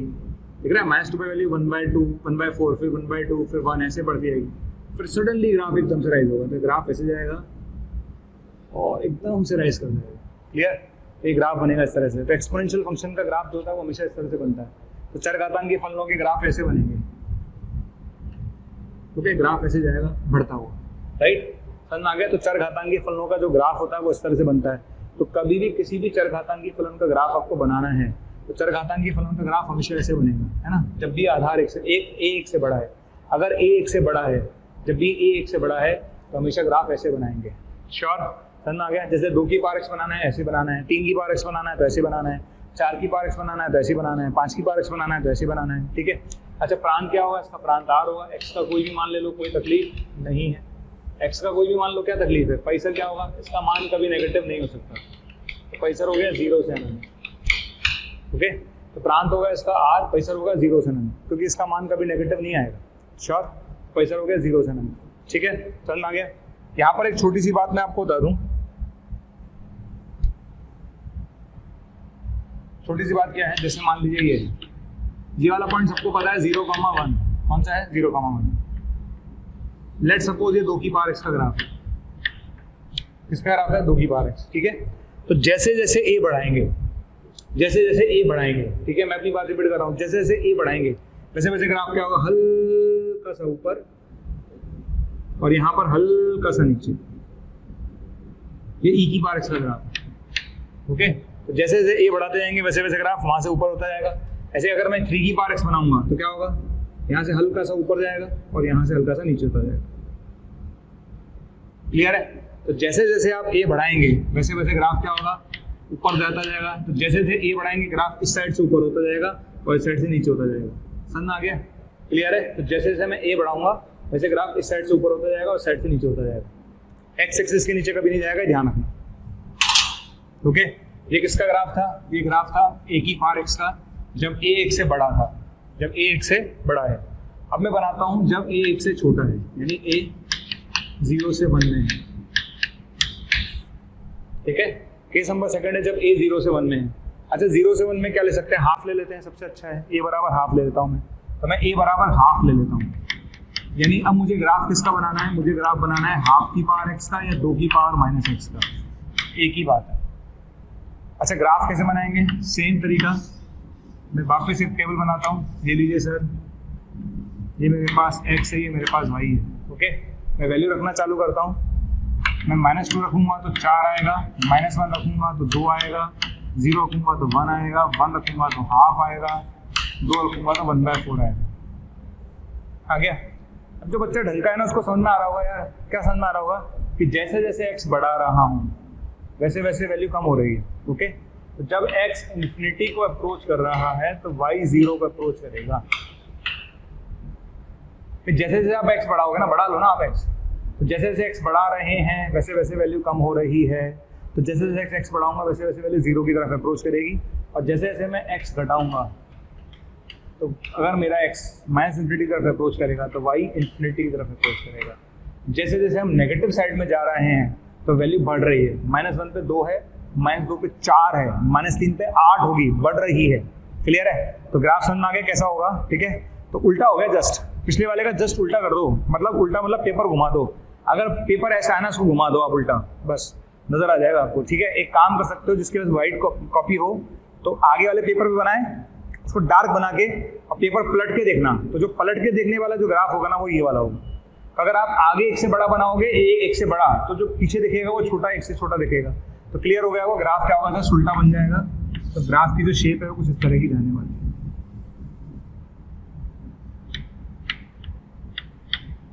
ऐसा ग्राफ जाएगा। ये ग्राफ बनेगा जब आपका a जो है वो 1 से छोटा है। कैसा है? 1 से छोटा है, ये ग्राफ बनेगा। क्लियर?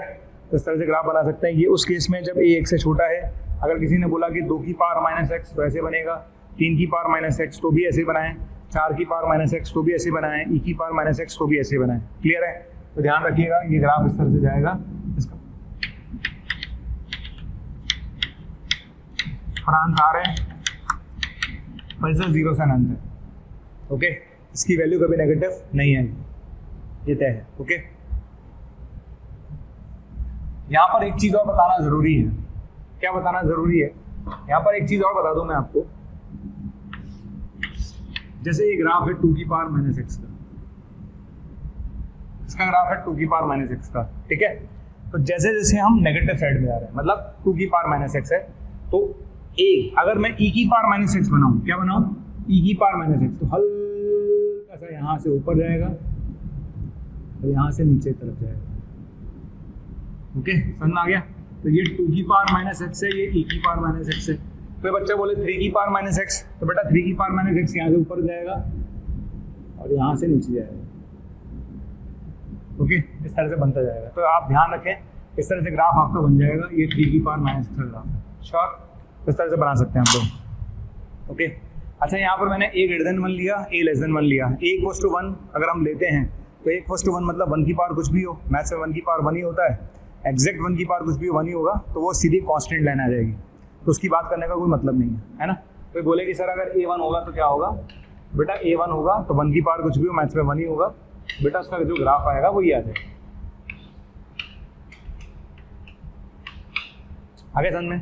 क्लियर है? तो चरघातांकी ग्राफ समझ में आ गया। चरघातांकी ग्राफ कैसे बनाएंगे? अगर a 1 से बड़ा है, अगर a 1 से बड़ा है तो ग्राफ ऐसे जाएगा। ठीक है, कैसे जाएगा? ऐसे। और अगर a 1 से छोटा तो ग्राफ कैसे जाएगा? ऐसे। क्लियर? एक बार और ट्राई करते हैं। 1 से बड़ा है तो ऐसे, 1 से छोटा है तो ऐसे। क्लियर? और ये ध्यान रखना ग्राफ कभी भी एक्स अक्ष के नीचे नहीं जाएगा। श्योर है? पक्का? चलिए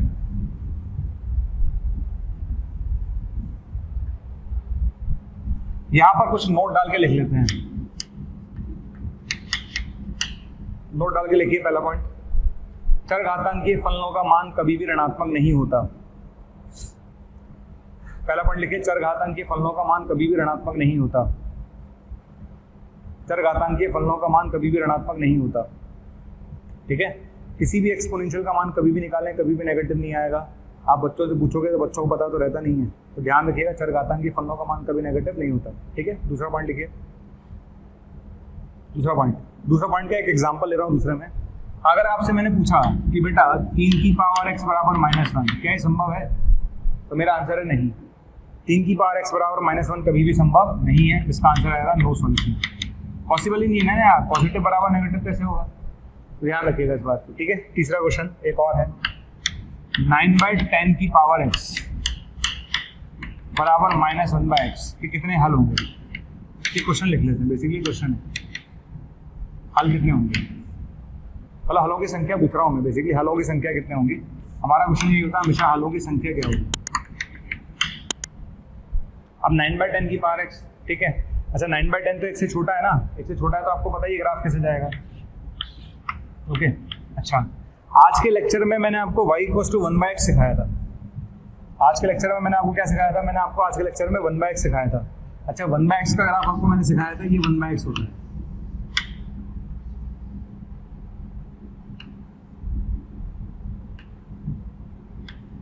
ये किसका ग्राफ है? 1/x का। श्योर है? अगर ये 1/x का ग्राफ है तो -1/x का ग्राफ कैसा होगा? भाई माइनस लगाने पर क्या होगा, नीचे वाली चीज ऊपर चली जाएगी और ऊपर वाली चीज माइनस में आ जाएगी। माइनस लगाते हैं तो plus becomes minus and minus becomes plus. तो ये वाला पार्ट ऐसे चला जाएगा और ये वाला पार्ट ऐसे चला जाएगा। तो ये जो ग्राफ आप देख रहे हैं ये -1/x का ग्राफ है। किसका ग्राफ है? -1/x का। ठीक है? तो ये जो ग्राफ आप देख रहे हैं ये किसका ग्राफ है? -1/x का ग्राफ है। चलिए बन गया। अच्छा -1/x बनाने के बाद ये आता है 9/10 की पावर x। अच्छा 9/10 चूंकि 1 से छोटा है और अभी मैंने 1 से छोटे का ग्राफ आपको सिखाया था, तो 9/10 की पावर x का ग्राफ कैसे बनेगा? तो इसका ग्राफ ऐसे जाएगा। चला गया? तो बताइए दोनों ग्राफ कितनी जगह कट करेंगे? एक जगह पर। कितनी जगह पर? एक जगह पर कट करेंगे। तो हलों की संख्या क्या होगी? एक हल आएगा। ओके, तो इसका आंसर क्या आएगा? एक हल। राइट? तो हलों की संख्या क्या होगी? एक हल।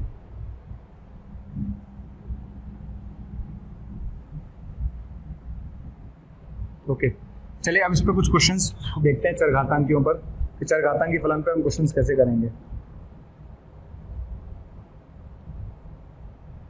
पहला क्वेश्चन ले लेते हैं,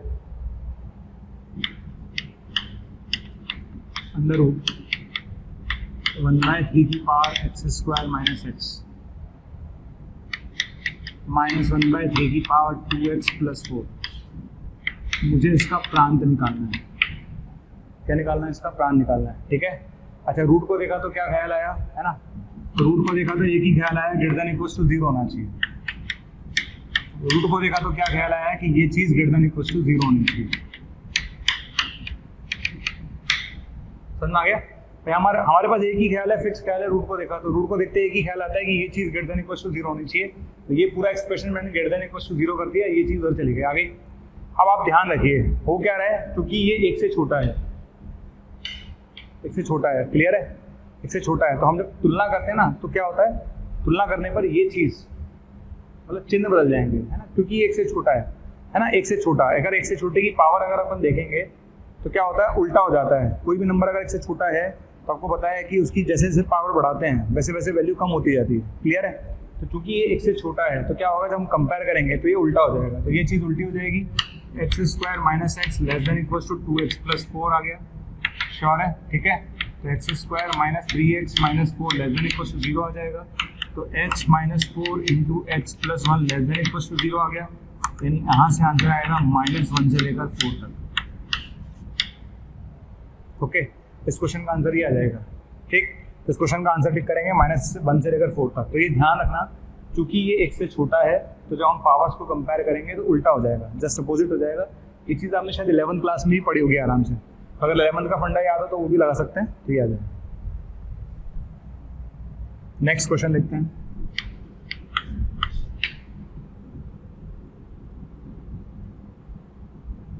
नेक्स्ट क्वेश्चन है मेरे पास 2020 बटा 2019 की power x square minus x, 2020 बटा 2019 की पावर 2x प्लस 4।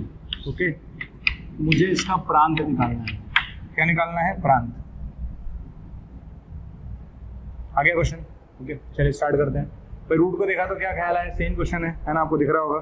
रूट को देखा तो बार बार एक ही ख्याल आता है हमारे मन में। सबसे पहले अपना ख्याल लिख लेते हैं। रूट को देखा तो क्या ख्याल आया? तो 2020 बटा 2019 की power x square minus x greater than equals to 2020 बटा 2019 की पावर 2x प्लस 4। आ गया? क्योंकि अब यहाँ पर नंबर 1 से बड़ा है, मैंने इसलिए तो क्वेश्चन लिया है क्योंकि ये नंबर 1 से बड़ा है, ये नंबर 1 से बड़ा है, ठीक है। अगर एक नंबर 1 से बड़ा है तो जब हम कंपेयर करेंगे पावर को तो साइन पर कोई चेंज नहीं आएगा। क्लियर है? तो जब आप कंपेयर करेंगे तो क्या आएगा? X square minus x greater than equals to 2x plus 4, यानी आएगा x square minus 3x minus 4 greater than equals to 0। आ गया? तो यहाँ से आएगा x minus 4 x plus 1 greater than equals to 0, यानी आंसर आएगा माइनस इन्फिनिटी से -1 यूनियन 4 से अनंत। आगे समझ में? क्लियर है क्वेश्चन? ठीक है, समझ में आ गया? कंडीशन तो वही रहेगी, वही जो कंडीशन है, बस इसमें एक चीज देखनी थी, क्योंकि ये 1 से बड़ा था तो जब हम कंपेयर करेंगे तो चिन्ह परिवर्तित नहीं होगा, अगर 1 से छोटा होता तो चिन्ह परिवर्तित होता। नेक्स्ट क्वेश्चन लेते हैं हम लोग। √0.625 की power 4 minus 3x minus 1.6 x into x plus 8। आपको इसका प्रांत निकालना है, ठीक है क्वेश्चन? ओके, 0.625 की पावर 4 माइनस 3x माइनस 1.6 की power x into x plus 8, इसका प्रांत निकालना है। पहली शर्त तो वही रहेगी, क्या? भाई रूट को देखा तो एक ही ख्याल आया है ना। अच्छा, 625 को मैं 625 अपॉन 1000 लिख रहा हूँ, पॉइंट में था ना इसलिए। 4 minus 3x greater than equals to 16 upon 10 की power x into x plus 8। आगे समझना? ओके, तो ये चीज़ जो होगी ग्रेटर देन इक्वल्स टू 0 होगी, ये कर लेंगे अपन लोग। आगे यहाँ तक। अच्छा, 125 से इसको काट देते हैं। 125 से इसको काटूंगा ना, तो 125 से इसको काटने पर कितना आएगा? 125 से इसको काटूंगा तो मेरे पास आएगा 5 और 8, 5 बटा 8, और ये चीज आएगी 8 बटा 5। ओके, 5 बटा 8 आ जाएगी, ये 8 बटा 5 आ जाएगी। क्लियर है? इसको उल्टा कर देता हूँ। इसको उल्टा करूंगा तो क्या बन जाएगा? ये 8 बटा 5 की पावर 3x माइनस 4। ओके भाई, 5 बटा 8 को 8 बटा 5 लिख लिया तो ये चीज उल्टी हो गई, 3x माइनस 4 हो गई। क्लियर है? अच्छा, अब आगे की कहानी आपको समझ में आएगी। क्या ये 1 से बड़ा है? बिल्कुल है 1 से बड़ा। क्या 1 से बड़ा है तो इसका मतलब जब मैं कंपेयर करूंगा तो साइन चेंज होगा? बिल्कुल नहीं होगा। तो हमने यहाँ पर कंपेयर कर लिया, तो 3x minus 4 greater than equals to x into x plus 8। आ गया? श्योर, सॉल्व कर लेते हैं, सबको एक तरफ ले जाते हैं। तो ये आएगा x square plus 5x plus 4 less than equals to 0। तो आंसर आएगा -1 से -4। कितना आंसर आएगा? सॉरी, -4 से -1। इस क्वेश्चन का आंसर आएगा -4 से -1। ठीक है, सबको एक तरफ ले जाइए। X square plus 5x plus 4, right है? ओके, बिल्कुल ठीक है। आंसर आएगा -4 से -1। तो आपको इस तरह के क्वेश्चन करना आ गया होगा। मेरे को लगता नहीं किसी तरह की तकलीफ है ऐसे क्वेश्चन में, इजीली आप सॉल्व कर सकते हैं, आंसर आ जाएगा। चलिए, एक क्वेश्चन ये आता है 2 की पावर x माइनस 3 की पावर x का प्रांत क्या होगा?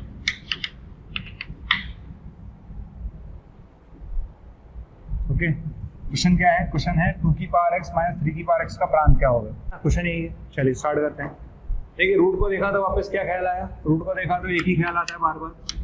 2 की पावर x माइनस 3 की power x greater than equals to 0, तो 2 की पावर x 3 की पावर x से बड़ा होगा। हो गया? अच्छा, अब क्या करें? मैं ग्राफ बना लेते हैं दोनों का। 2 की पावर x 3 की पावर x से बड़ा, मैंने अभी बताया था आपको, ये ग्राफ 2 की पावर x का है। किसका है? 2 की पावर x का। ठीक है, तो 3 की पावर x का ग्राफ क्या होगा, यहाँ से हल्का सा ऊपर हो जाएगा और यहाँ नीचे हो जाएगा। ये ग्राफ 3 की पावर x का, ये पॉइंट तो सेम ही रहेगा 0, 1, राइट। अब चीजों को समझना, क्या समझना है, ये समझना है बेटा कि 2 की पावर x 3 की पावर x से बड़ा चाहिए मुझे, 2 की पावर x 3 की पावर x से बड़ा चाहिए। तो ये वाला जो पोर्शन देख रहे हैं ना ग्रेटर देन 0 वाला, ठीक है, इस वाले पोर्शन में देख रहा हूँ कि 3 की पावर x 2 की पावर x से बड़ा है। ओके, इस साइड पर अगर आप जाएंगे, इस साइड पर जाएंगे, तो इस साइड पर अगर आप जाएंगे तो आपको दिख रहा होगा कि 3 की पावर x 2 की पावर x से बड़ा है, 3 की पावर x 2 की पावर x से बड़ा है। हमें नहीं चाहिए ये वाला पोर्शन, इधर आ जाइए। इस वाले में क्या हो रहा है, 2 की पावर x 3 की पावर x से बड़ा है। ये देखिए 2 की पावर x है, ये 3 की पावर x है। ओके, दिख रहा होगा, श्योर दिख रहा है। तो आपको ये दिख गया होगा कि यार ये वाला पोर्शन में 2 की पावर x 3 की पावर x से बड़ा है, दिख रहा है। 2 की पावर x 3 की पावर x से बड़ा है, क्योंकि 2 की पावर x ऊपर है, 3 की पावर x नीचे है, ठीक है। तो इस वाले पोर्शन में 2 की पावर x 3 की पावर x से बड़ा है। कौन से वाले पोर्शन में बड़ा है, लेस देन 0 वाले में। कौन से वाले में, लेस देन 0 वाले में। तो लेस देन 0 वाले पोर्शन में 2 की पावर x 3 की पावर x से बड़ा है, तो आंसर आएगा लेस देन इक्वल टू 0, यानी -1 से लेकर 0 तक। ये आपका आंसर है, कर लेंगे, ठीक है। 2-3 क्वेश्चन और देख लेते हैं एक्सपोनेंशियल पर, बाकी अपन नेक्स्ट वन पे देखेंगे। आज के लेक्चर में हमने काफ़ी क्वेश्चंस ऑलरेडी कर लिए हैं। ओके, तो चलिए 1-2 क्वेश्चन और देख लेते हैं, बाकी हम नेक्स्ट वन पे देखेंगे। e की पावर x -1, x -1 और x -2, इसका प्रांत क्या होगा। एक क्वेश्चन तो ये है मेरे पास।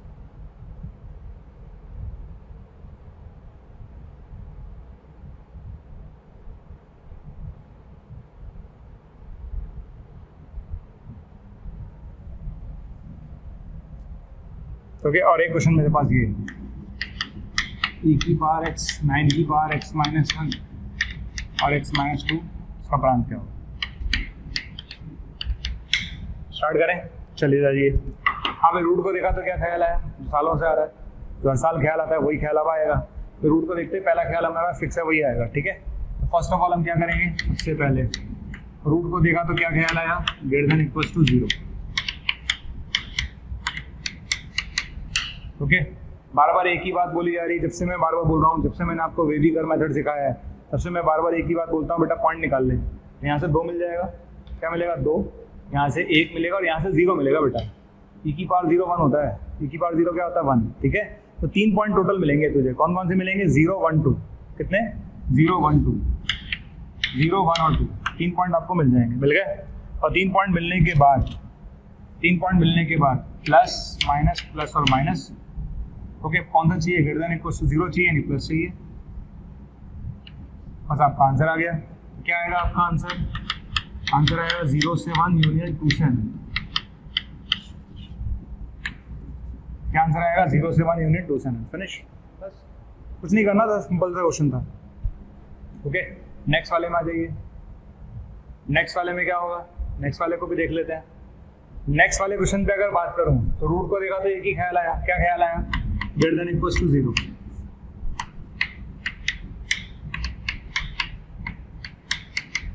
आ गया, क्लियर है। तो रूट को देखा तो एक ही ख्याल आया जो आता है, ये ख्याल आ गया। चलिए आगे बढ़े। ये चीज चिल्ला चिल्ला के कह रही है पॉजिटिव है। भाई किसी भी चीज के पॉजिटिव होने से मेरी सेहत पे क्या फर्क पड़ रहा है, भाई तू पॉजिटिव तो ठीक है ना, पॉजिटिव है तो उससे कोई फर्क पड़ेगा नहीं, हमारे सिस्टम पे इससे कोई फर्क नहीं पड़ेगा, क्लियर। तो मुझे तो यहाँ से पॉइंट मिलेगा 0 और यहाँ से पॉइंट मिलेगा मुझे 2। ओके, यहाँ से 0 मिलेगा, यहाँ से 2 मिलेगा, श्योर। केवल 2 ही पॉइंट मिलेंगे, दोनों का साइन डायग्राम बना लेते हैं। तो यहाँ से 2 पॉइंट मिल गए, 0 और 2, प्लस माइनस और प्लस कौन सा लेना है, प्लस। तो आंसर क्या आएगा, -∞ से 0 और यूनियन 2 से n, राइट। तो चलिए आज के लेक्चर को अपन यहीं खत्म करते हैं। आज के लेक्चर में हमने काफ़ी सारी चीज़ें देख ली हैं, है ना।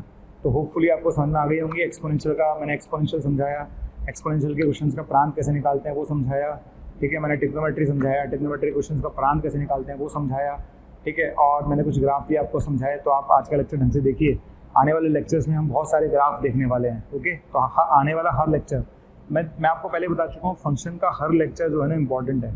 तो अगर आप फंक्शन के किसी भी लेक्चर को अगर लाइटली लेते हैं तो आपको पेन आ जाएगा, मतलब, ठीक है। क्योंकि हर लेक्चर में आपको कुछ ना कुछ नई चीज़ें सीखने को मिलेंगी। तो ध्यान से देखें, ढंग से देखें, चीज़ों को समझें और उसके हिसाब से फिर अपनी थ्योरी को मतलब अपने आप को मतलब देखिए क्वेश्चंस करते हैं, प्रैक्टिस करती है इस हिसाब से, राइट। तो चलिए नेक्स्ट लेक्चर में मुलाकात होगी आपसे अगले टर्म पर। तो होपफुली आप एंजॉय करें इस लेक्चर को, देखें एक बार और इसके हिसाब से अपने कॉन्सेप्ट को डेवलप करें।